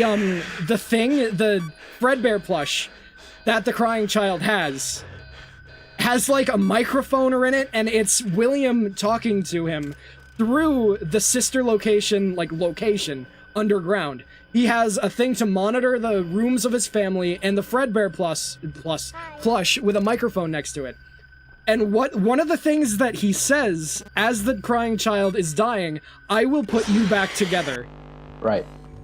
That is. There's a lot more than that, but that's pretty much all I can really like recall off of the top of my head. I know that like it feels weird to say that I believe a game theory video like hit the nail on the head, but like if you watch that video, there's a lot of extra stuff that just really makes me like look at it and be like, huh, this actually makes a lot of sense. Well, here's my question. Why? Good question. That is a very good question. But why? Like, everything up to this point has had some sort of service to some sort of narrative, right? Mm-hmm. So, you know, don't usually when I bring stuff like that up in games like this, what usually happens is someone's like, "Oh, you're looking too deep into it. It's just a video game, you know, not everything has to be." This is fucking FNAF, alright? This is a series that has prided itself using themes and using like just look at this game. Look at the mini games of this whole fucking game and tell me that every single narrative plot beat isn't supposed to represent something or isn't supposed to be a theme for something that services the overall story. So, riddle me this. What's stupid and dumb and fucking atrocious? Just about everything you said just now about Gregory being a child, that would be the answer. Because I don't... Why? Just why? Yeah, it's not like it doesn't make it doesn't make any sense. It's fucking stupid, but like there's a lot of evidence for it, and like I don't know, it just seems like that's the intention. But what would Gregory being a robot explain? What would that service? I have, like, that's a good question, because I have no fucking idea there. Like, there is no point, but it genuinely does seem like that's what, like, the game is going for. Why? Why did the game just be about a guy who murders children? Why's it gotta be a robot kid? Why you gotta be fucking Will Smith and iRobot in this shit, man? Why? Just have him kill kids, man. It's not that hard. Just have this boy get killed, man. Fucking, I hate FNAF, man. I'll be honest. I hate this series, man. So, should have ended at Pizzeria Sim? No. Molly, no. They should have ended here. We're playing the game where they should have ended. This is it. Pizzeria Simulator does have, like, a genuinely perfect ending to the series, though, I will say. Springtrap, man. You agree, right? This game should have ended here? I mean, I think that... I feel like... I don't know, because, like... FNAF 3 and FNAF 6, I feel like both have the perfect endings for the series. He doesn't like that. He doesn't like that at all. To me, Springtrap is like Talking Ben. Springtrap is just talking about, look, he doesn't like my takes. He doesn't like my takes.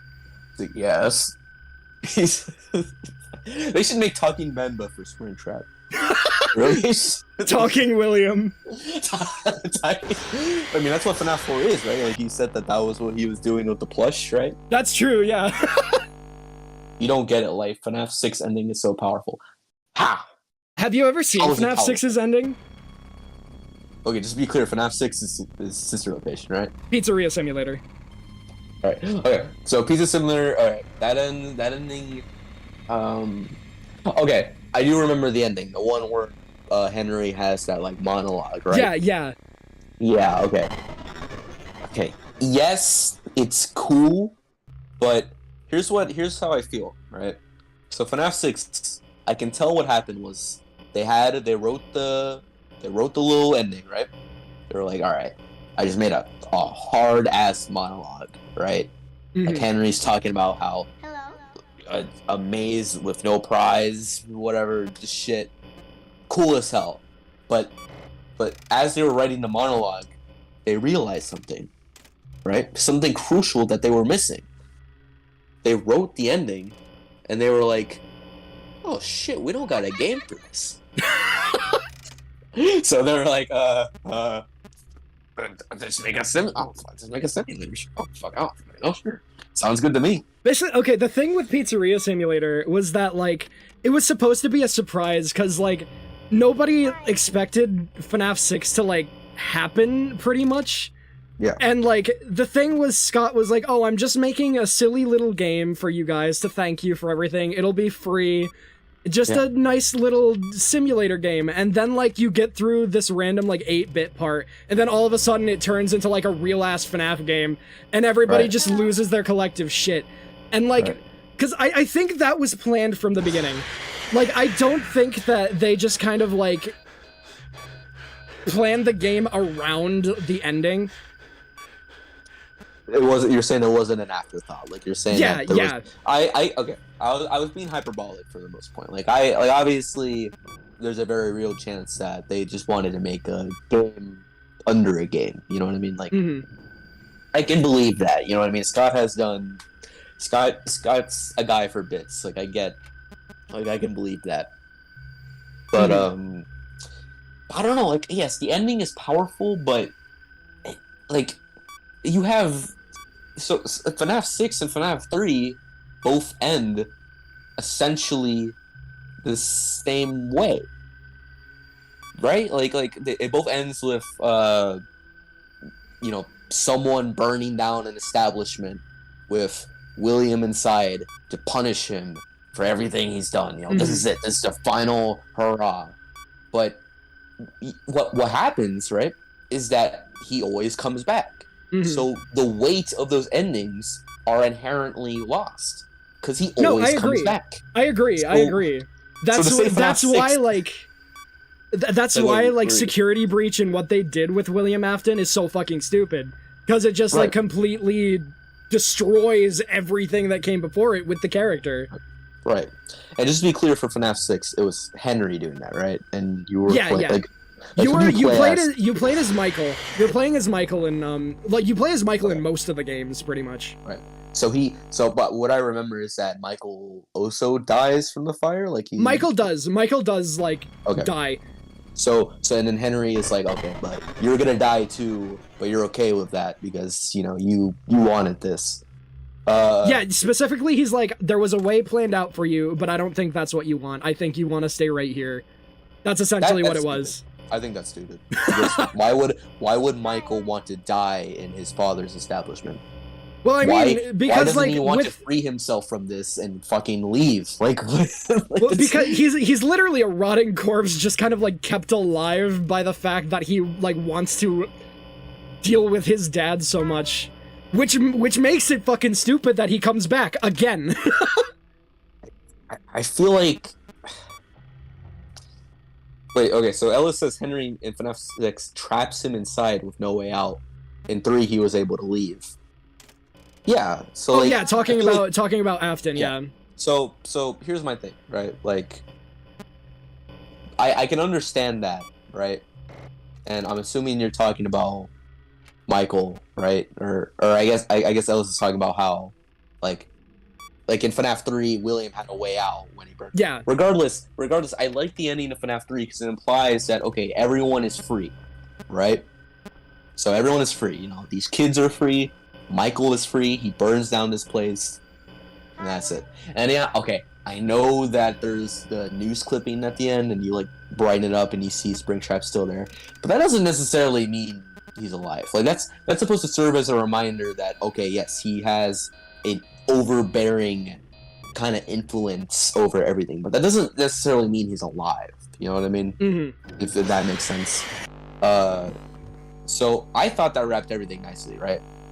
And while yes, all right, I guess there is something somewhat thematical about Michael burning with the place, if William goes down, I go down too.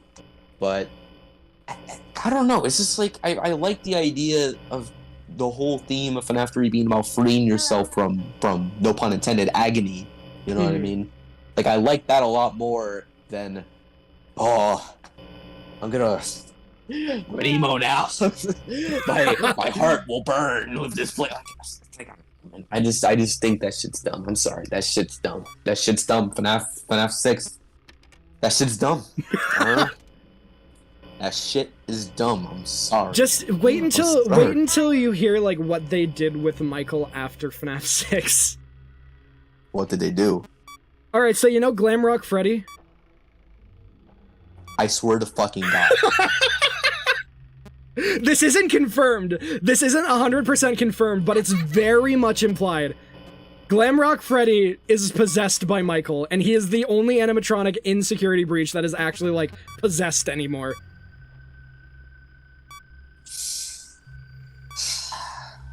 Can you hear me sighing right now? I did hear you sighing. Hi. Alright. So... this series has a knack for being so powerful, but then suddenly just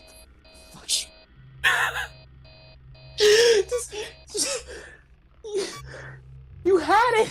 You had it. But after he had it all, you just... Okay, Molly says, do you think someone who's become a flesh bag lost all their family and generally is a rotting corpse would want to live after he finished his last call? That's my point, though. My point is that FNAF 6, right? You're saying FNAF 6 is a better ending because Michael dies and shit, but Michael shouldn't be involved. For me, Michael should be done. You should be done with Michael after FNAF 3, right? He frees himself because he is under the impression that he burned this place with William, so he's done, right? Just because you have it happen again doesn't mean it's better. That's my point. I don't give a shit that 5 happened. In my opinion, Michael should be done after 3. He should have been done. That's it. Yes, Springtrap comes back. right? But Michael should not know, right? That's my take. Michael should not know. Michael should now forever be a character who can live. I'm arguing about fucking FNAF in 2022.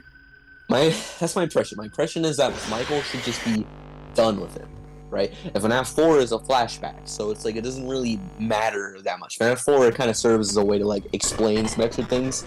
I don't like FNAF 4, so, but like whatever, you know what I mean? Like clown to clown communication. Lucy, that's a great point. Me and Molly are kind of just honking our clown noise. Hello. But Ellis says, it's kind of cool William kills Charlie. The puppet helps the children possess the Freddy crew. Michael frees the children. And Henry does a 180 and ends William.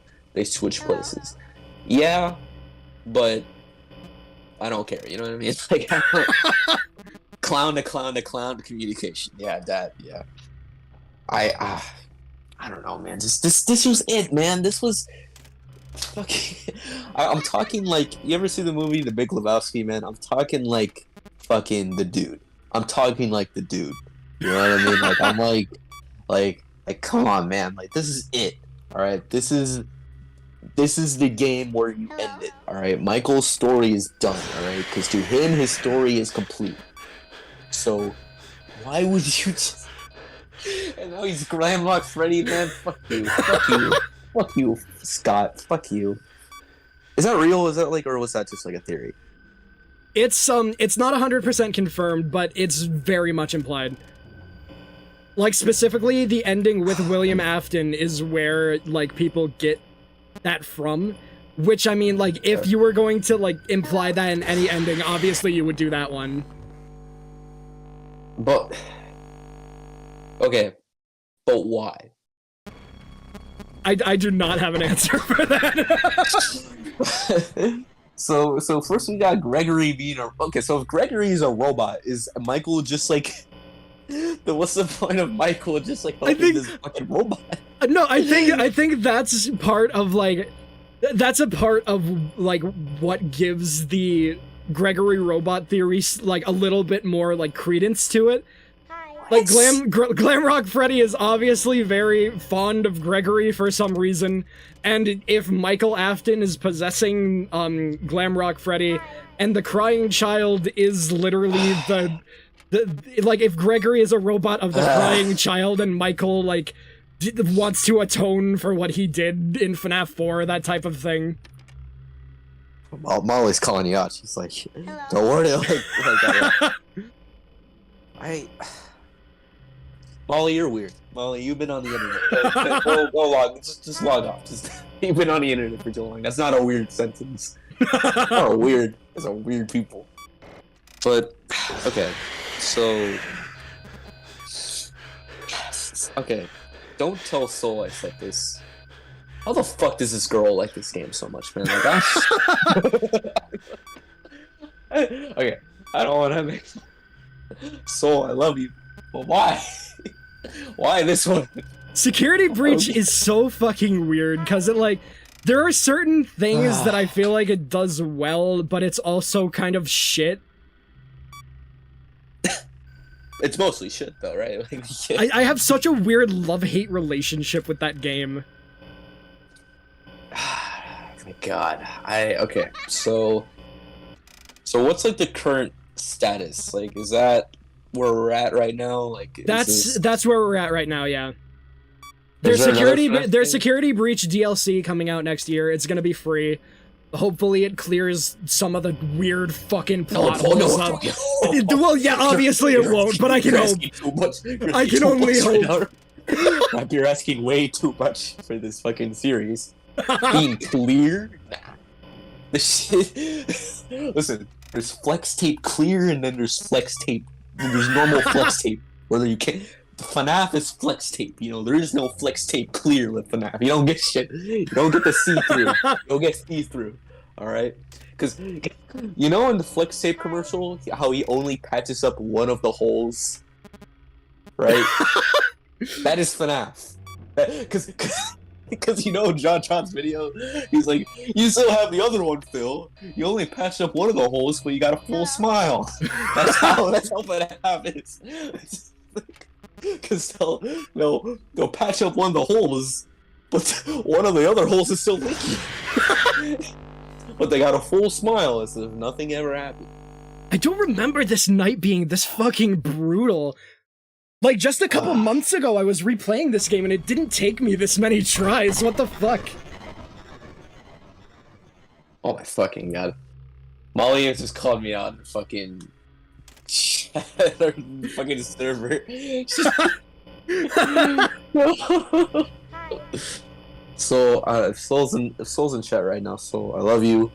You know, you're my sister, but why? Why do you like this game? This DS game, bro. Alright, you know what? I don't like making fun of people, but I kind of love making fun of people. You know what I mean? Like that's one of my favorite. I love doing it. I fucking hate this game, man. All right, so, well, what is there? What is coming for the future of FNAF? Right? Like, what's like besides the DLC? There's the movie, and then. More books. I learned about this recently. They're doing FNAF Plus. Did you hear that? Yeah, FNAF Plus looks real fucking cool. I did not even hear of that until like a few weeks ago.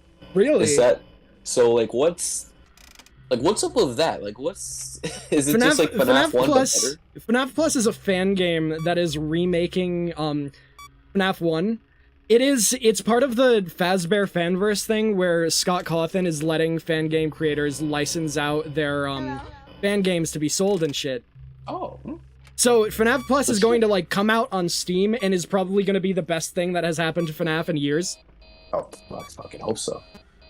So, is it just gonna be FNAF 1 but just like better, or is it just like what? It's like a new take on FNAF 1, basically, with like updated redesigns for those animatronics, shit like that. Like, it's changing quite a bit and like making it a little more detailed and a little more like uncanny valley scary, shit like that. Oh yeah, okay, I can definitely see. See, here's the thing with FNAF, right? I kind of stopped believing in these animatronics after like FNAF 1 had some like pretty good designs. I thought Bonnie was the best one out of the 4 easily in terms of like the jump scare. Mm-hmm. What's weird about FNAF is that the jump scares in FNAF 1 are so much better than the rest of the jump scares. Like the actual animation, because Bonnie in FNAF 1, Bonnie and Chica, they look kind of real. You know, they look kind of like not like hyper realistic, but they look believable. Like I'm actually there, you know. Yeah. But FNAF 2 onwards, it's like I don't know what happened to the animations for these jump scares, but they kind of, I don't know, they kind of got worse. You know, they got too animated. It didn't look real. You know what I mean? Like, yeah. Like how the fuck do they jump at you? Like multiple animatronics in FNAF 2 literally like leap at you and shit. How? How the fuck is that even possible? That shit weighs like 300 tons. How the fuck are you jumping at me? You know I've said this so many times, I will continue to say it. The moment that the animatronics became like not scary is the moment they started talking. That is true. That like, is true. Sister Location to me is where like they went a little like I still like Sister Location, but they went a little too far on the sci-fi like, oh, the animatronics are now talking to you and have personalities and shit. And like it kind of works in Security Breach because like this is so far in the timeline that sure that they can talk, they have personalities. I'm sure AI has progressed to that point in fucking whatever, like 2040, 2050, whenever the fuck Security Breach takes place. But sure. like just it's so weird because like it doesn't make them scary. Like you're running around the Pizzaplex and everything, and like you have these giant killer robots like trying to hunt you, and they're just like, Gregory, come here, ooh, you want some candy? Like that's not fucking scary. I do prefer when. Here's what would have made them scarier. I think, because you know how like in Chuck E. Cheese's and shit, they all have just like pre-recorded dialogue shit, right? Mhm. You know what I mean? The problem with these animatronics is that they talk too much like people. Have them say some just like robotic, unhuman shit. You know what I mean? Just like completely unnatural shit, right? So like have the animatronics be like, I don't know, get your tickets at the cash register or some shit as they're hunting down Gregory, right?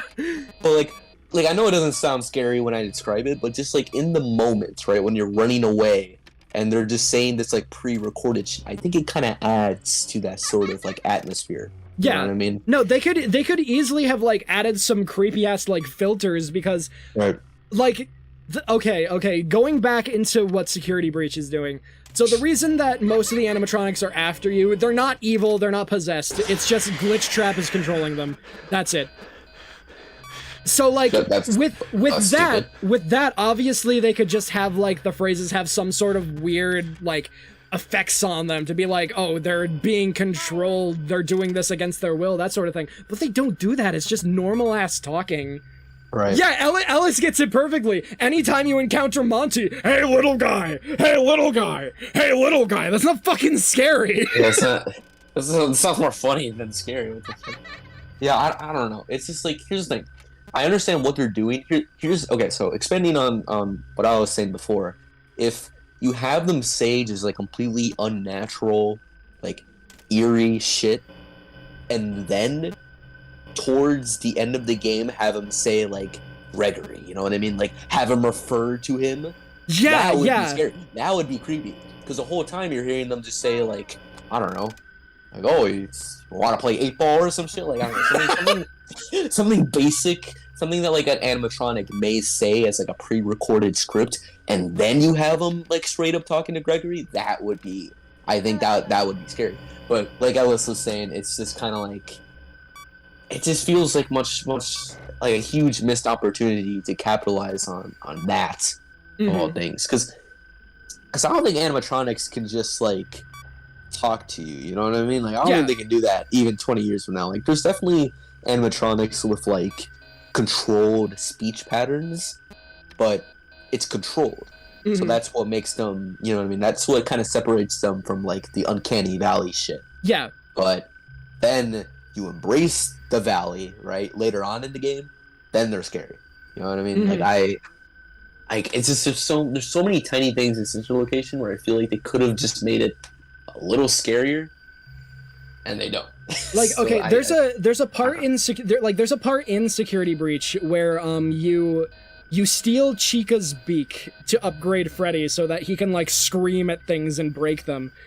And when you do that, like Chica gets completely shattered and like her beak is missing. You can see the endoskeleton underneath. And since she doesn't have her beak or her voice box anymore, she just makes these like guttural animatronic noises. And that is the only part of the game that is like eerie and scary. When you're like underground in the sewers of the Pizzaplex and you have that version of Chica hunting you and you just hear those noises, that is one of the parts of Security Breach, like one of the only parts of that game that I would say actually like is a horror game, you know? Right. And it's like, it doesn't even need, it just needs to, I think one of the things FNAF needs to come back to is the idea of like, it tries way too hard to be scary. That's my point. You know, like, just bottom line, after FNAF 2, or I guess 3, honestly, like, I mean, I love 3, this is my favorite one, but even I agree, they kind of, there's some points where they try a little too hard for the scary factor. FNAF 4, they try way too hard. FNAF 4, they try way too fucking hard to be scary. And then, so on and so forth. FNAF 1 was scary because this felt like a very natural situation, you know what I mean? Like, you're like, immersed into the idea. You're a security guard. I don't think the animatronics want to kill you. Shit, alright. And you're still robots and shit, right? But for Sister Location, it's like, it doesn't feel, it never feels natural, you know what I mean? Like, alright, I haven't played the game. I've only watched my friends play it, and I've seen other people play it, so you don't gotta take what I say with full credence, but from what I see playing that game, it feels too much like a video game, if that makes sense. You know, No, like, I get what you mean. yeah, like I'm playing as Gregory, but I'm not playing as a kid. That's how I would put it. You know what I mean? Like I know I'm playing as Gregory, but I don't think I'm playing as a kid. Yeah, know? Yeah, I get exactly what you mean. Because the whole point is that you are a kid in this establishment, and that alone should be fucking scary, right? Like having it, maybe make like the atmosphere super dark. You know, it's nighttime after all, and having these animatronics like hunt you down and shit. But the dialogue is too human that it doesn't. Like, these are robots, you know what I mean? Yeah. It's like I'm going back to like the idea that these like you were saying, like it wasn't scary the second they start talking, you know what I mean? Like, it's just like if the game focused more on just silence, you know, visuals over speaking, you know, not having an animatronic be like, oh, we're gonna get you, you know, have them do it instead of say it, you know what I mean? Like, have them, I don't know, do some crazy shit. Have them like glitch out when they see you. You know what I mean? Like have their eyes go red. Have like a blaring alert noise when they see you. You know what I mean? Like shit like that. It's so it's just it should be so easy, but it's like I don't know. This is like I it's a location to me. This doesn't seem like a very I don't know. Like, how do I say this? It was a shitty game, is what I'm trying to say. It's a shitty game, is what I'm trying to say. But I feel bad saying that because I know that there's a lot of shit going on, like, behind the scenes, right? With, like, the rush development, right? Like, was there shit going on? Do you mean sister location, or were you talking about security breach? Which, were you talking about security breach? wait, were you talking about, like, sister location the entire time? No, wait, I was talking about security breach. Wait. Okay. I got the names mixed up. I got the fucking names, my bad. Okay, I was gonna say, because, like, sister location, yeah, they did start talking, but it wasn't as, like, egregious as, security breach, but I believe there was a lot of development hell going on with security breach, yes, because early trailers showed off so much of the game that just was not present in the final release. William Afton had voice lines, and the voice actor for William Afton thought that those lines were in the game up to release, because he put out a tweet that was like, hope you all enjoy the game, and then, like, performed one of his lines as Afton that was supposed to be in the game, and it's just missing from the game. Yeah, I did hear that, like, a lot of shit had to be cut, which it sucks. And it upsets me, because, like, I'm obviously very upset with security breach, but, like, it doesn't feel very warranted, because I understand that there's so much shit going on that, like, some of it had to be uncontrollable, you know what I mean? Yeah. Like, I think, someone in chat actually made a really good comparison. Back to, like, what we were saying about making shit scary. It's like, I really like Dr. Traeger from Outlast, and he speaks very casually, human-like, but what makes him different is they juxtapose his laid-back demeanor with him cutting people's tongues out. That shit's good. That shit's great. That's what I'm talking about. You know, like, have the animatronics have, like, their dialogue, their very scripted dialogue, you know what I mean, that, like, Chuck E. Cheese animatronics would have, and then have them do scary shit. It's not hard. It's not hard to do, but I don't know, it's just like they complicate it so unnecessarily, and it's just, I don't know. But back to what you were saying about the lines being cut. Was that the only thing cut, or was there a bunch of other cut There shit? was, dude, if you look at the cut content for security breach, like, go to the cutting room floor and look at that shit, it goes on for miles. Seriously? Okay, wait. You know, I've always had a love for cut content in games. I'll be honest, I never actually went through, I never, like, browsed through this website at all, so actually, you know what? Yeah, the cutting room floor is a great resource for that sort of shit. I fucking love this. Because I love learning, like, I love looking back at, like, my favorite games and shit and learning about all the shit that was, like, cut. Yeah. Like Kirby Superstar, I remember after I played that, the first thing I did was just look up, like, what was cut. There was, like, so many mini-games for that shit that was cut. Mm-hmm. I find that shit so interesting, you know, like, the development side of video games and what has to be cut and what has to be kept in. Yeah, like, just the development cycle and, like... It's always, like, weird seeing some cut things, too, because it's always, like, this is so, like, this is almost finished. Why was this cut? That sort of thing. Right. And there's, like, this level, like, what I love about, like, Lost Media is that there's a level of, like, mysticalness. You know what I mean? Like, I like the idea that this is, like, something I'll never have. You know? Yeah. Like, this is, like, this mysterious thing. I don't know. I love that shit. There's, like, this weird, like, eeriness to Lost Media. Right. And I love that shit. I love that shit because it's like, because you're always asking like, what could have happened? You know what I mean? Like, yeah. But I'm looking through the cutting room floor page for Security Breach, and one of the things is that you could go outside. Like, there's shit that's like, there's like trees and shit. There is shit outside of the map of the, or outside of the entrance of the Pizzaplex. There is shit out there. So you could go outside? You can't in-game, but there's like... I'm not sure, actually. You might have been able to, but it's never been confirmed one way or another. So, like, there was a point, though... There was probably a point, though, in development where they did consider having you go outside and shit. Right? Like, that's... Yeah, that's what it seems to imply, at least. That's interesting. Well... So, also, like... Anyone in chat, do you know if Springtrap is, like, standing in the window in front of you, are you just fucked? Cause, like, I've just been, like, whenever I see him there, I just give up and, like, let him kill me. Is there a way to, like, lure him away when that happens?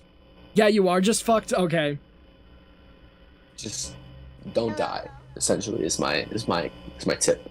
I really don't know why this is, like, giving me so much trouble. I literally replayed the game a couple months ago and got through this, like, pretty quickly.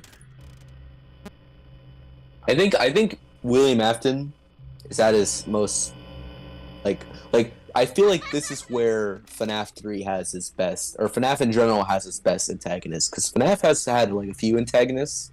Mm-hmm. Like first game was, like, I guess the animatronics in general were, like, the antagonists, and then FNAF 2 is Purple Guy, FNAF 3 is Springtrap. I think this is the best antagonist of the series. Yeah, Springtrap just has a sick as fuck design in general. Right. He's very, like, he's very aggressive, which fits really well with, like, just William Afton in general. Right. And I'm gonna separate just Purple Guy and Springtrap for a second, just you know, just for this antagonist stuff, because FNAF 2, I mean, what was really the Purple Guy, I guess, was kind of the antagonist of FNAF 2, but he doesn't really do anything. FNAF 3, though, he actually gets shit done, you know what I mean? Like, he actually stands up and gets shit done. Yeah. So I can appreciate a serial killer who isn't a bitch, you know what I mean? Like, I mean, I gotta give William credit. He's been waiting, like, what, 40 years to kill his son? Like, I mean, yeah, he earned it. He earned it, is what I'm trying. Oh, god damn it. I'm fucked. But then after FNAF 3, like, what are the antagonists? Like, FNAF 4, I guess, like, Nightmare is the antagonist? Like, Nightmare Fredbear, I'd say, is, like, the big antagonist of, 4. That was kind of lame, to be honest. Oh, like, and I have an audio error. Good. Oh, and event. Okay, yeah, I'm just gonna... Yeah, no, you're I'm just gonna wait it out and die. And then FNAF... Security Breach. Well, I'll say this. Sister Location, the antagonist was Vanessa, right? Like, we can... Sister Location was Baby. Yeah, Baby. Security Breach was Vanessa. Right. It set up Vanessa and Vanny as a big thing, only for, like, Vanny to not appear, like, fucking at all. That was another thing I was thinking of. So, that was also, like, a huge cut part of the game. Like, Vanessa's, like, role was hugely reduced, right? Yeah. Like, So what Vanessa was exactly- set up so well, and then they just didn't do anything with her. Like, obviously a lot of her scenes were cut, and there's even, like, a cut meter, like a Vanny meter, where if you spend too much time in a place, she'll, like, come after you. Yeah, I feel like they could have done a lot. Because, alright, I don't like the idea of Vanessa, but the idea of, like, this serial killer possessing a normal, like, woman, you know what I mean? Just, like, a normal person. Like, I think that has, like, it's stupid, but it has potential, I guess. You can have the idea of a person struggling with, like, these literal two sides of, you know, not being able to control, you know what I mean?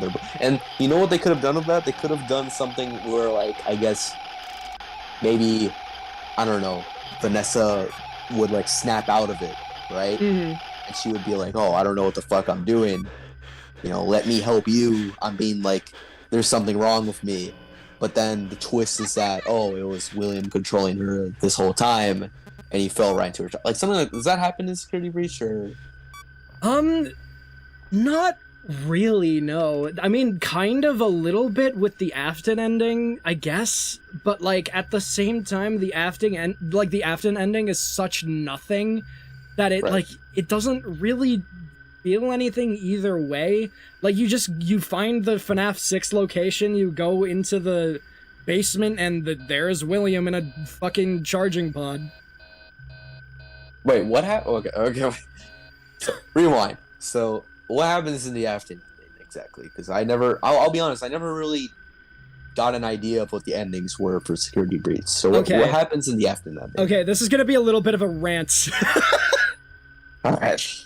So, getting the Afton ending is like getting waterboarded and having your balls slapped at the same time. So, to get the Afton ending, you have to go back. So, the normal ending, you get to 6 a.m., you go to leave the Pizzaplex, you have the option to stay. And if you stay, there is a whole, like, 2 hours worth of things you have to do with one save spot in one location. It used to be no save spots. When the game first came out, it was no save spots. You had to do 2 hours of shit with the garbage AI of Security Breach, all in one try. So, Jesus Christ. in the game, you have a choice of 2 places you have to, like, you can go to. You can go to Phaser Blast to get the blaster which stuns the animatronics, or you can go to Monty Golf, and Monty Golf is where you fight Monty and you get the camera. So, in the Afton ending, it is required that Freddy is fully upgraded, and that means getting the pieces of all the other animatronics. Meaning, with that one save spot very far away from Monty Golf, you have to go to Monty Golf, do the entire section there, do the Monty boss fight, upgrade Freddy with the Simon Says-ass minigame that if you fail a single time, you will die, and go back to before you did any of this. Jesus And Christ. after doing that, Freddy is fully upgraded, and you can go and you can, like, open a secret passageway in Roxy Raceway. And this passageway leads to a sinkhole, and to be fair, the sinkhole is foreshadowed in the game. But underneath that sinkhole is the location from FNAF 6, the pizzeria from FNAF 6. And there's a big hole in the ground, you take Freddy down there, and he starts spewing some shit about, like, oh, she took me down here once, or something, and, like, just, like, the stuff that's like, hey, this dude is probably Michael Afton. You get down there, and it's just, like, kind of a room, and so the boss fight with William Afton, you want to know what? Boss fight? What the fuck? A boss fight in the most loose terms of the word. The boss fight with William Afton is, you press a button at a certain time and he catches on fire, you do that like 3 times and it's done. And then a cutscene plays, and the cutscene is well animated, I'll give them that. I do like the way William Afton looks in Security Breach, but He gets grabbed by the blob that I mentioned earlier and pulled away. Gregory and Freddy run out of the Pizzaplex, and then the credits roll. That is the Afton ending. At that point, just don't put him in the fucking game. Right? At this point, just cancel the whole ass game. Right? Like, please. So this is Burn Trap? Yes, this is Burn Trap. I really do like Burn Trap's design. I think it's cool. I don't think anything top Springtrap, to be honest. I don't either. I don't either. It certainly doesn't top Springtrap, but it's better. It's better than Scrap Trap. I'm sorry. Yeah, okay. Scrap Trap is fucking garbage. I do not understand how. I do not understand how he made Scrap Trap Scott, right? And he was like, "Oh yeah, this is definitely better. This is an improvement of my last design." Because I feel like with Springtrap's original design, it was kind of like the perfect amalgamation of everything the series was. You know what I mean? Like the original animatronics, right? They were like bulky. They were like, you know what I mean? Like this feels like the perfect kind of advancement. You know what I mean? Like, you know, like yeah. It's just like it's so good.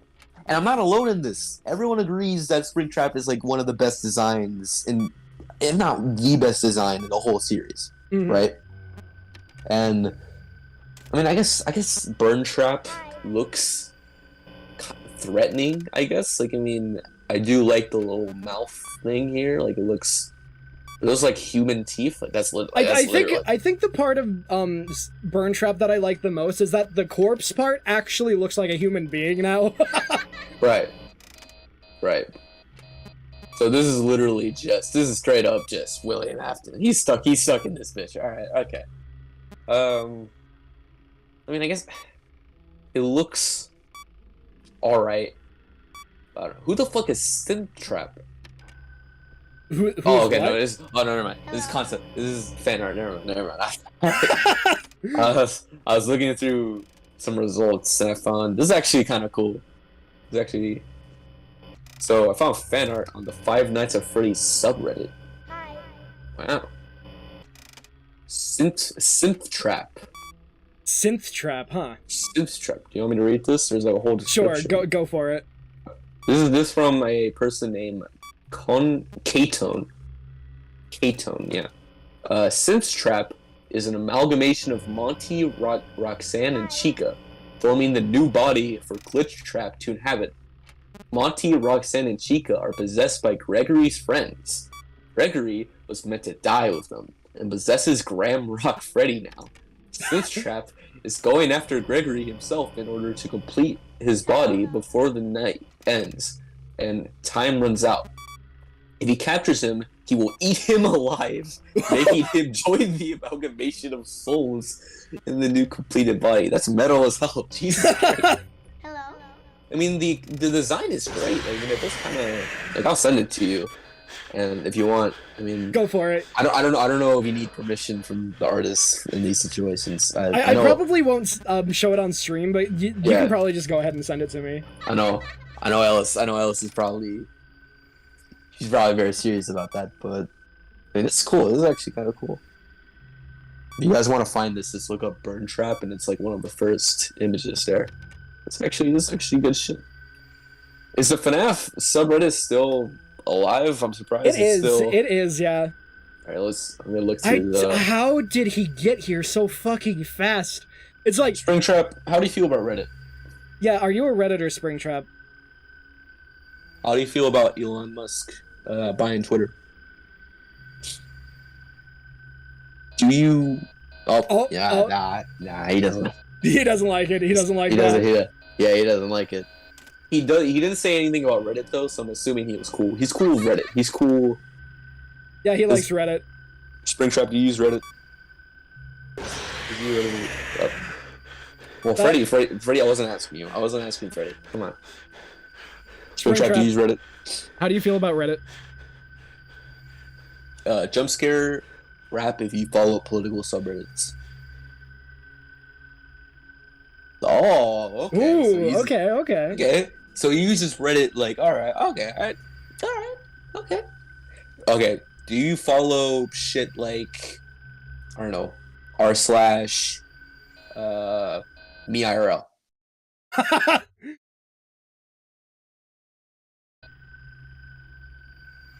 Springtrap, how do you feel about gender films? Oh, well, fuck. He didn't even let you finish your sentence that time. Jesus Christ. So does he like it or not? Was that a yes or no? Was that a positive or negative reaction? I can't tell. This is a good point in chat here. William Afton doesn't use Reddit. He probably goes on 4chan to get the more extreme information. Fuck. I don't want to know what that means. William Afton would be a 4chaner. I could see that. If you, yeah. He would go on there and he'd be like, so how do you harvest Remnant? How the fuck do you do that? How the fuck do you harvest Remnant? Has anyone else heard of this substance called a Remnant? And then the following reply is like, shut the fuck up. Yeah. They call him like 20 slurs afterwards in one post. I can see it. Okay. Someone in chat made a great point. So William is the type of guy to be alt-right, but he say he isn't really political. Yeah. Yeah. I can see that. That's a weird theme I notice of people who are like, oh, I don't like politics. Now, I don't mean to get political, but personally, I think you shouldn't murder children for their spirit energy. You know what I mean? Now, I get you. Now, here's the thing. Do you think harvesting Remnant is a rightist or a leftist take? So what do you think? How do you feel? That's a, you know what? I don't know. I don't know actually. There are so many jokes I could make right now that I'm just not gonna make. I'm not doing it. Too risky. It's too risky. Because I think okay. So harvesting the remnant of dead people, right? I feel like, someone in chat made a great point. It's recycling. Oh, it is recycling. It's good for the environment. Oh, I don't know. I mean, that sounds. That's actually a pretty good point. It is kind of like recycling. Okay, here's my question: do adults have remnant, or is that something you only have as a kid? I'm not sure actually. I imagine adults would have remnant. Yeah, but I think that's why Michael is still alive, actually, after getting scooped. But then why does he only kill kids? I guess they're easier to kill. I guess kids are, as morbid as it sounds, I think it is easier to kill a kid than it is to kill an adult. But you know what I mean? Like, why don't you be inclusive to all ages? You know what I mean? Yeah, exactly. Oh my god, he's here already. Jesus Christ. I mean, you can ask him again. Hey, Springtrap, why do you only kill kids, man? Is there something you want to say to us, Springtrap? How do you feel about maps?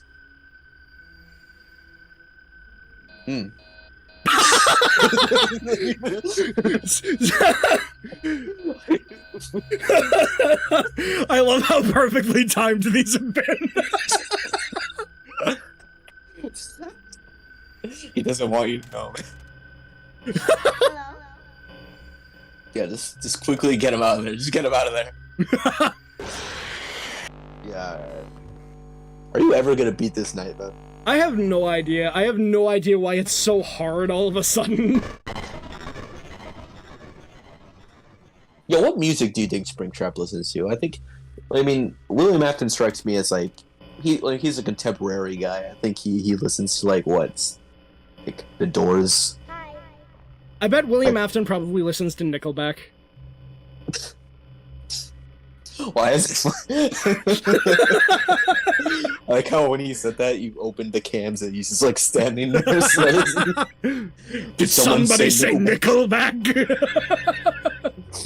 We should ask him the next time he pulls up near the window. Hopefully he'll come join us. Molly, William Afton listens to Kanye, but only after Kanye went through his like anti-Semitic rants. Absolutely.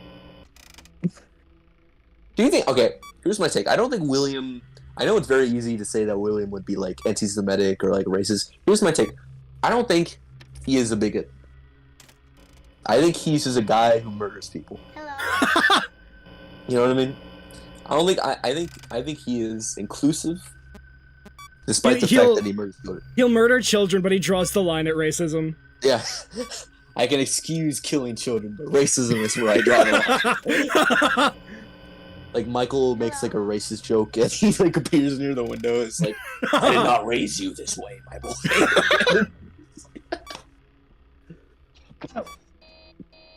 Lucy brings up a good point. Michael, you know what happens if I hear you make a joke like that again.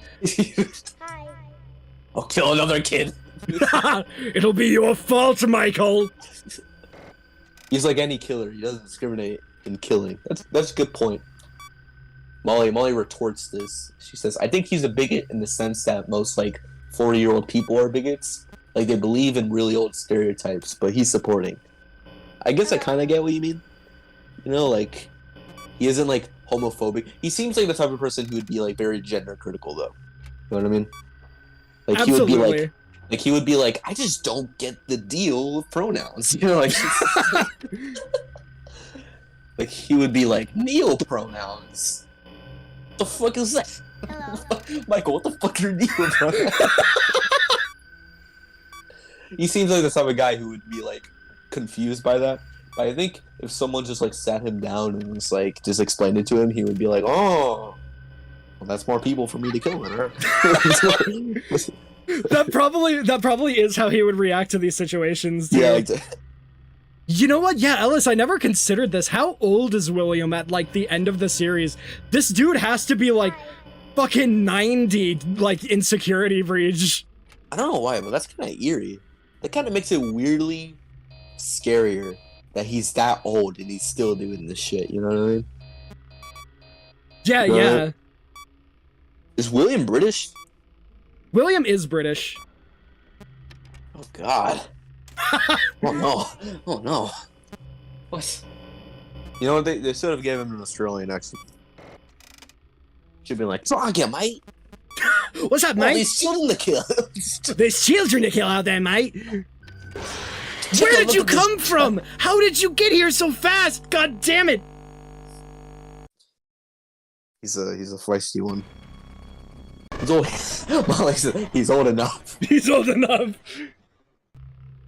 I always come back, mate. The whole Afton family is British. That's... Wait, so does that mean this takes place in the UK? I don't know, actually. Does FNAF take place in the UK? Wow. Got Scott Cawthon going international.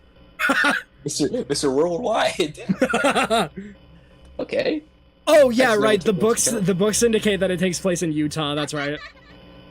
Fucking Utah, that's not real. Utah isn't a real place. Name one person who lives in Utah. Name one person. That's good. That's a good question. I cannot name a single person that lives in Utah. Utah isn't fucking real, man. That shit. Listen. All right, there's in America there are 4 states: Florida, California, New York, and Hawaii. There you go. Soul's in chat. Hi, Soul. Hi, Soul. Doesn't FNAF 3 take place next year? Oh, that's right, next year. I thought it took place. Oh my god. God fucking damn it. Well, I thought it took place in like 2030. I think no, I looked it up. It's 2023. Oh, it is 2023? Okay. I don't know where I heard 2030 then. Well, I guess like 2023. Like he saw the 3 and probably thought like, you know. Maybe. Okay, how the fuck did William survive COVID? If he's like 90, how the fuck did he survive COVID?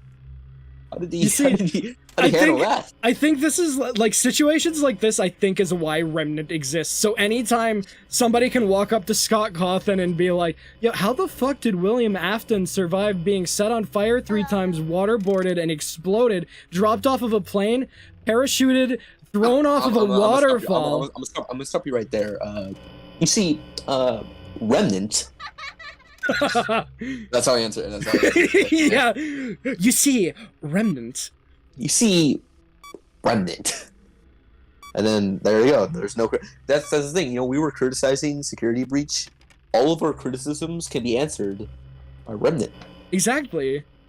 There you go. Oh, so I have to confess something to you. Listen, as your friend, I need to confess to you. I was shit talking Security Breach a lot. We were both shit talking Security Breach a lot. Yeah, all right, but mostly me though. And I apologize. Oh, she knows. She knows. Do you forgive me? Why? Are we good? Are we good, Soul? He's right in front of me, isn't he? Oh, he's not. Soul says, I don't think Security Breach is a good game. I thought it was your favorite FNAF game. I thought we had a whole conversation about it. I thought. Wait. Why is Security Breach so glitchy and broken? Remnant. Remnant. That's a good point. The Remnant is holding the game together. True. Security Breach is the remnant of a complete game. Fuck. Why has William not killed me yet? Well, you're too old. I think that's the. I mean, he clearly has a age range. Mr. Afton, can you come and murder me? Just I saw you there. Try to lure him away. Try to lure him away with the audio. Yeah, I might as well can. try. You might as well try it. Worth a shot. Hi. I got Remnant. I got Remnant. That's what the audio. That's what the audio should say. Okay, I think at this point you're fucked. Yeah. There he is. What if next year Rapone YouTube gets hired to work at Fazbear Frights? Oh, well, I'm dying. I've been stuck on night 5 for like an hour and a half. Okay. I mean, at least you would survive 4 nights. You know what I mean? That's very true. That's very true. If the game was called 4 Nights at Freddy's, you would be good. You would be all right. But in reality, though, the second that there was like an animatronic that like moved and shit, I would quit. I would not be doing that shit. Yeah, no, I can imagine. Like they're like, all right, so here you have like a little tablet. Just make sure yeah. Don't worry though. They'll like move around. They like move sometimes. At that point, I'm like, nah, you good. You can take your bet. I'm good. Even if they don't mention it, Springtrap is at least like the exit to Fazbear Frights is like right over here by the office. So like if you see Springtrap over here, you can just fucking book it and make it out. I'm good. I'm chilling. I'm gonna leave. This game would be so much easier if Michael wasn't the protagonist. Like, but his ass is always like. I mentioned this in FNAF 2 stream, but like. Why did he go about looking for William in this way? In getting hired in all of these establishments and looking for him like that? Like, that's a very good question. I'm actually not, like, familiar with that part of the lore. Ellis, are you still here? Do you know? Can Ellis save us? Save us from this fucking lore. Apparently FNAF 3 has, like animated cams, or no, FNAF Plus. Sorry, I was looking through the Steam page. It looks so cool. The question is, like, why is Michael doing this to look for William? Like, I mean, I imagine it's probably just because, like, of Freddy's location, he's going there, he'd expect, like, oh, he's probably gonna be here. Like, that's what I'd expect, but I don't know if that's, like, the canon explanation. It's not a very good detective. You should have done some done some. He should have been a FNAF lore theorist. Yeah. He should have joined the subreddit and joined in on the discussion. He should have started a post being like, "All right, guys, I'm not the son of the serial killer. But I'm just wondering, if you guys were to find him somewhere, where would you look? And then the first comment is like, well, hypothetically, he would most likely be, in Fazbear Frights, after 19, whatever. And he'd be like, oh, thank you, all right, appreciate it. And then thus starting the events of FNAF 3. This is 2023, so like that's real. That could totally be real. That could be real. Do you think Michael is a Redditor? I feel like Michael would probably be a Redditor, yeah. Not like one of the shitty Redditors, but like one of the Redditors that like make fun of people for using subreddits as hashtags. True. Yeah, I can see that. Like, he's a tolerable Redditor, right? I see Michael Afton as the type of guy who gets mad at people for using emojis like a Redditor, but he's like super toxic about it. Like someone uses an emoji and he's like, emojis, but like that's it. Emojis are cringe, bro. I keep forgetting he's fucking British, man. That's ruined this whole series for me, I guess. That's ruined the whole series. I'm just gonna honk to my death. How do you think William and Michael feel about the death of the Queen? Because this is 2023 and they both, this is a year. I assume that William doesn't care, but Michael, who knows? Maybe he cares immensely. Before he dies, he's like, God save the Queen. William would be the type of guy who would probably be like, I would have killed the Queen myself. Before fucking time got to her. God damn it! Like, no, like, he's still sealed in the back room at Freddy's at this point. So he gets out and, like, he looks on his phone, Queen Elizabeth dead. God fucking damn it! It should have been me! It should have been me! He sees Queen Elizabeth passes away, age 93, or 96, and he's like, about fucking time, Jesus. Holy shit, it took long enough! Michael! Look! Michael! Michael! The Queen is dead, Michael. The Queen is dead! It's finally happened, Michael. The monarchy is no more. The monarchy is dead, Michael!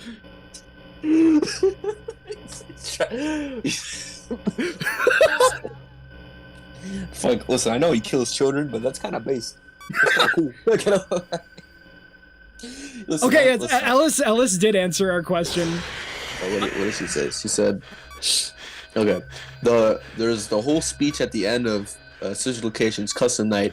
I found her. She is free now. I'm going to come find you. I'm going to come find you. What does that answer your question? I get. You know what? That does actually. That makes sense. What was your question? I didn't hear what. Oh, it was basically like, why is Michael looking for William like this? And after he after he frees Elizabeth, he wants to find his dad now. That type of thing. Okay.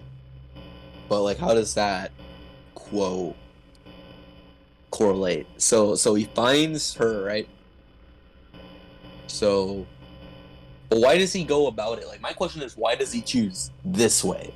Because the entire FNAF series up to this point has just been him going to different establishments, making sure that bitch ain't around, alright? Like, that's... And to me, it seems like FNAF 3 is where he got lucky, right? Like, this is where, like, he starts night 2, and they're like, oh, by the way, we found this dude in a suit, and he's like, about damn time. Is that what's going on? Like, I don't. Oh! She wrote another thing before that apparently. Oh really? Oh okay. Okay, here it is. If I remember correctly, William contacts Michael to free Elizabeth. After he does that, he goes to find him, and then William attacks him for FNAF 3. So that's why he decides to end him. Wait. What? That's interesting though, because if that's the case, I guess that would mean that. Does Sister Location take place before William gets spring locked then? Is this from the books or is this canon? Because if that's canon, that's kind of fucking dumb. What the fuck? Is that from the book? Please tell me this is from the books. Please. Okay. Oh, wait, it's from the books. Alright, we're good. Alright. my love for this game still lives on. Because if his reason, how did William contact Michael? He's gone on the phone like, hey, I lived, bitch. I lived. No, I think the implication here is that sister location takes place before this game and before William gets spring locked in general. So that's how he can contact Michael, because he's not like dead yet. So how does he do it? Is it like a phone? Probably. I don't know. I have no idea. Looks like it's like a fax machine. Like a fax machine. Like he picks up the paper and it's like, Michael, hey. Michael, what's your fax number? He's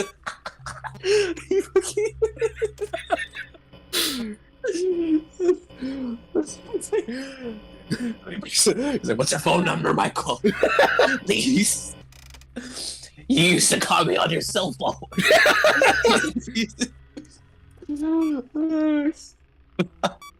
Now I just imagine Hotline Bling of Springtrap. Like, oh god. Wait, it's not from the books? Wait, okay.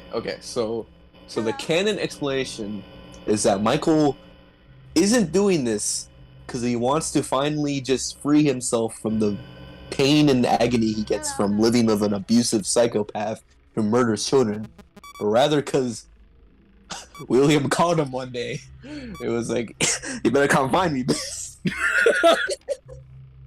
He doesn't do. No, it's the thing at the end of Sister Location, where like after he does the thing with Elizabeth, he finally does that, and he's like, oh, now I'll come find you, Father. Probably like, oh, so I can tell you that she's free. Oh my god, there he is. Well, I wish you luck. Wait, so what does he do? Okay, so remind me, what does he do with Elizabeth at the end of Sister Location? Elizabeth just kind of like gets out, pretty much. Like she was stuck in Afton Robotics, and then because Michael gets scooped and Ennard goes inside him, and then like is not inside of him when he leaves, something like that. So now Elizabeth is free. I don't know why she had to stay in the thing in the first place. Probably because it's just super far underground. I don't know. Probably because this fucking series is a piece of shit. Okay, so Sister Location takes place before William gets spring locked. Elizabeth died first, that I knew. William contacts Michael while he goes to the FNAF 1 location where he dies inside the spring lock. So you're telling me the minigame? Isn't it the crying child that dies first? Isn't Elizabeth like in FNAF 4? I think what she means is like in this context, like this, like Elizabeth dies. Oh, okay. For like this question, like I think that's what she meant. But I didn't know that. So the mini games that play after each night in this FNAF 3 is in the FNAF 1 location. Yeah. Oh. I did not know that. That's actually, I guess that explains. Yeah, okay. Yeah, that's another thing that I like about Springtrap, because like with this in mind, the entire time you're playing FNAF 1, William Afton is there in the building with you, just trapped in a room. That's actually really interesting. That's actually kind of, wait, is that the? Remember in FNAF 1, there's a camera that was like you couldn't see. It was like the kitchen, I think. But did you think it wasn't that. It wasn't that. He was in like a sealed room, a room that got completely sealed off. Okay, but they never explained that, did they? In FNAF 1, there's like a camera that you can never see, and it's like the kitchen.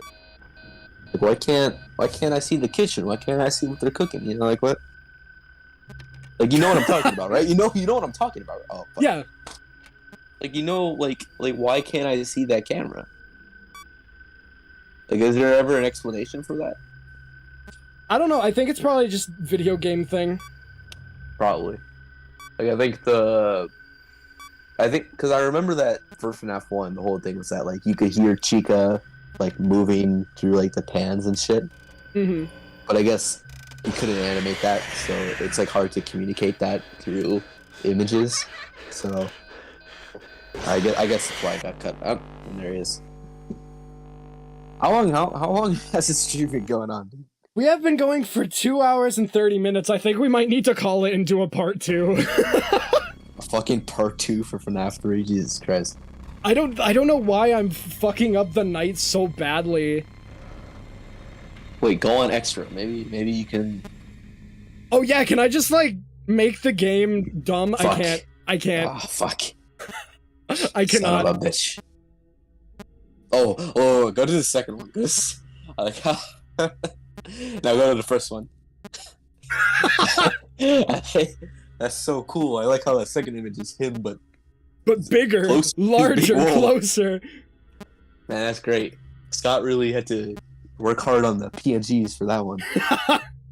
He really made that image bigger. That's crazy. This render of Phantom Freddy has always bothered me because like it doesn't look scary at all. It looks like he just like told a shitty joke on a sitcom. There's a comedian who literally poses just like this every time he does a joke. He's like, "What's the deal with airplane food?" And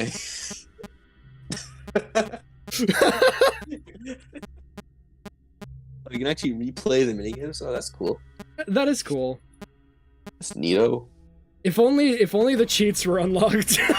Could just go through the fucking game. You know what? I wonder. I fucking wonder. Hold on.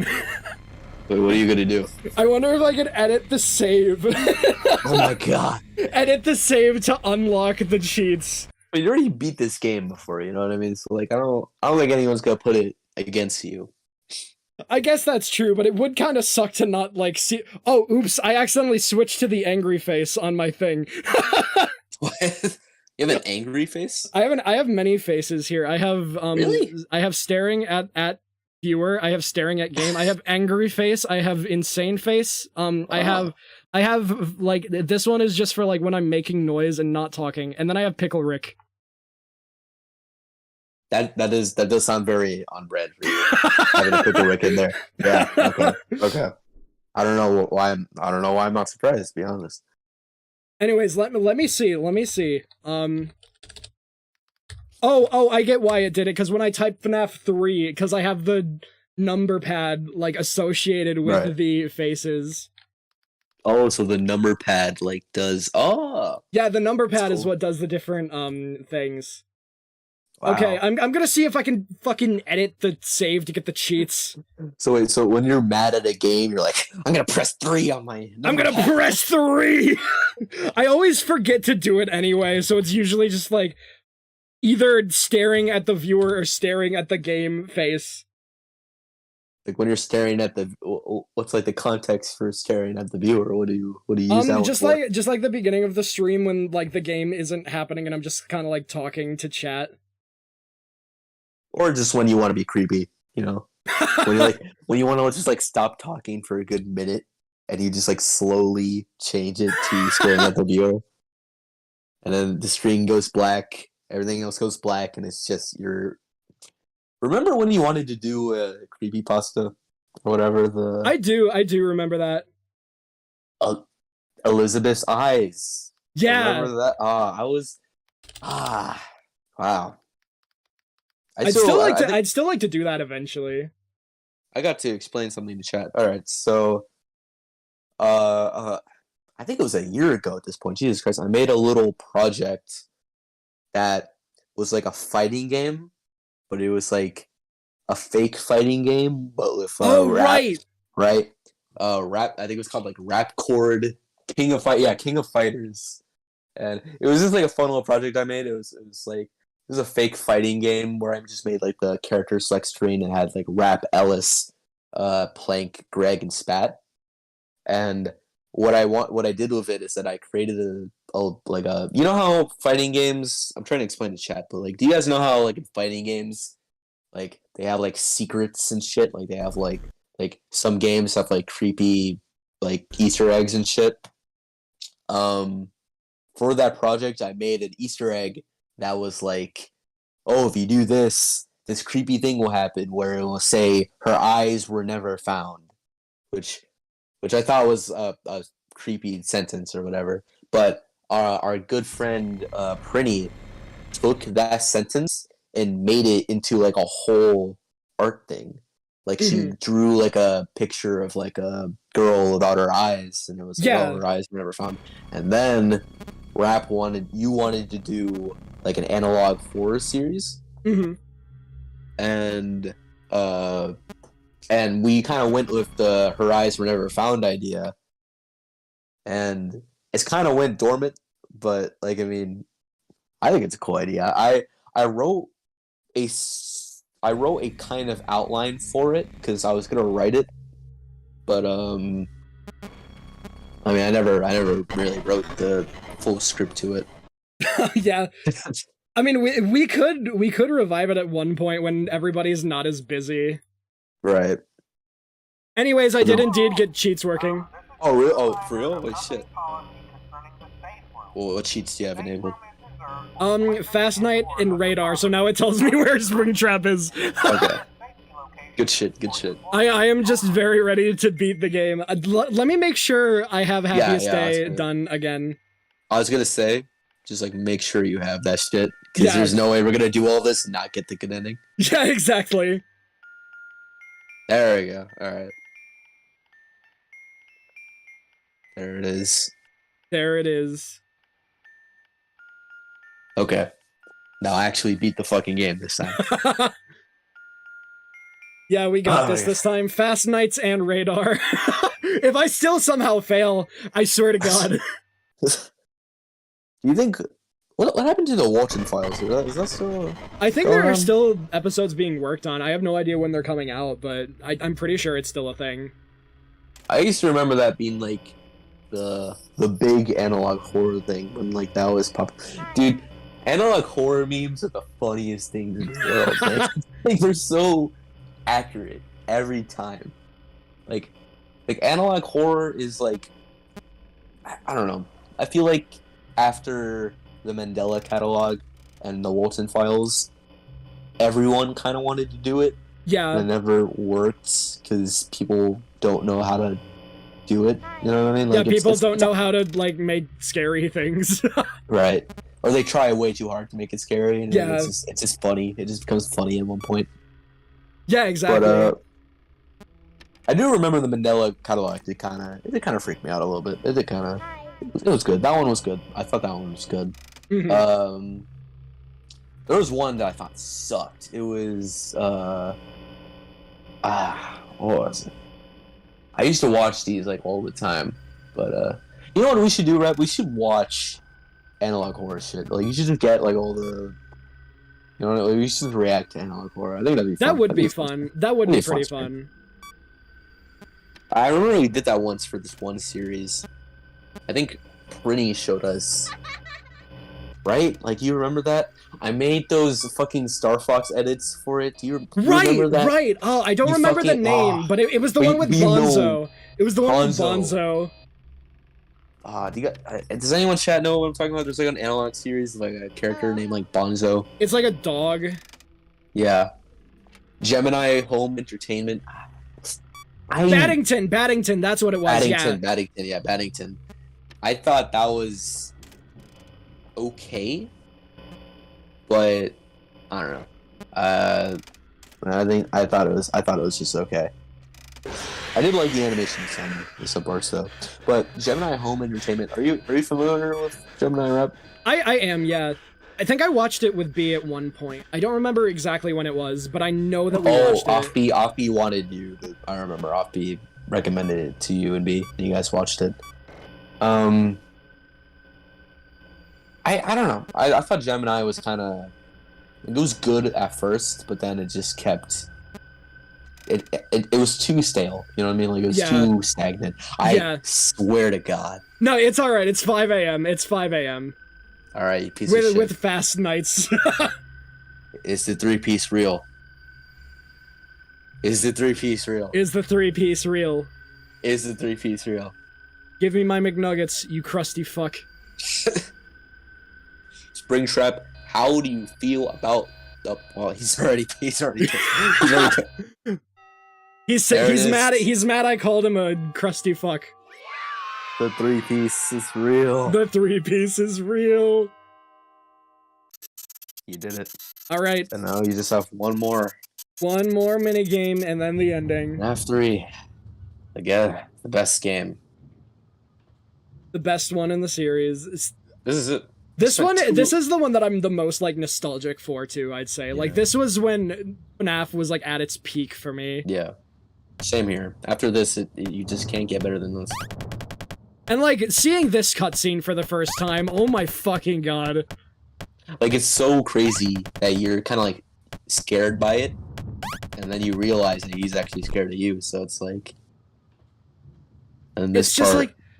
Just the realization that the entire game, the animatronic has been the purple guy, like, just hunting you down. It's fucking crazy. Yeah, because you're kind of made to believe that it's just an animatronic that's alive, you know? At this point, it's just kind of the norm, but then it's like, no, that's a guy. There's a dude in there. There's a whole dude in that thing. And then there we go, the good ending. I love this song, too. Yeah. And they're free. They're free. They're finally free. Until they weren't.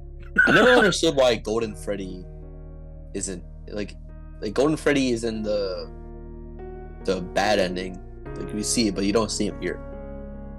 I think he's like obscured in the darkness, if I remember correctly. Probably. This is it? Yep, there it is. Five Nights at Freddy's 3. Five Nights at Frederick Fazbear's.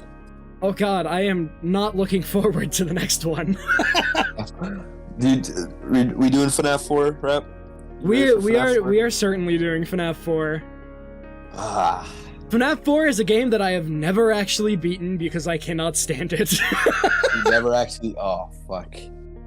I can't wait to sit here on my chair and watch you suffer while playing it. I really can't wait. It's gonna be great. All right, so yeah, that will do it for now. We've been going for way too fucking long. Way too long. We need to stop. So we're gonna stop now. Thank you to everybody who tuned in to the end of the stream. I've been light. This is rap, and we hate each other, but we love you guys. So it's like a trade-off. Oh god. Anyways. All right, well, thank you all for tuning in. Next time we do FNAF, it'll be 4. Again, we'll save our super in-depth thoughts on 4 when we get to it. But yeah, thank you all for watching How Do I End Stream.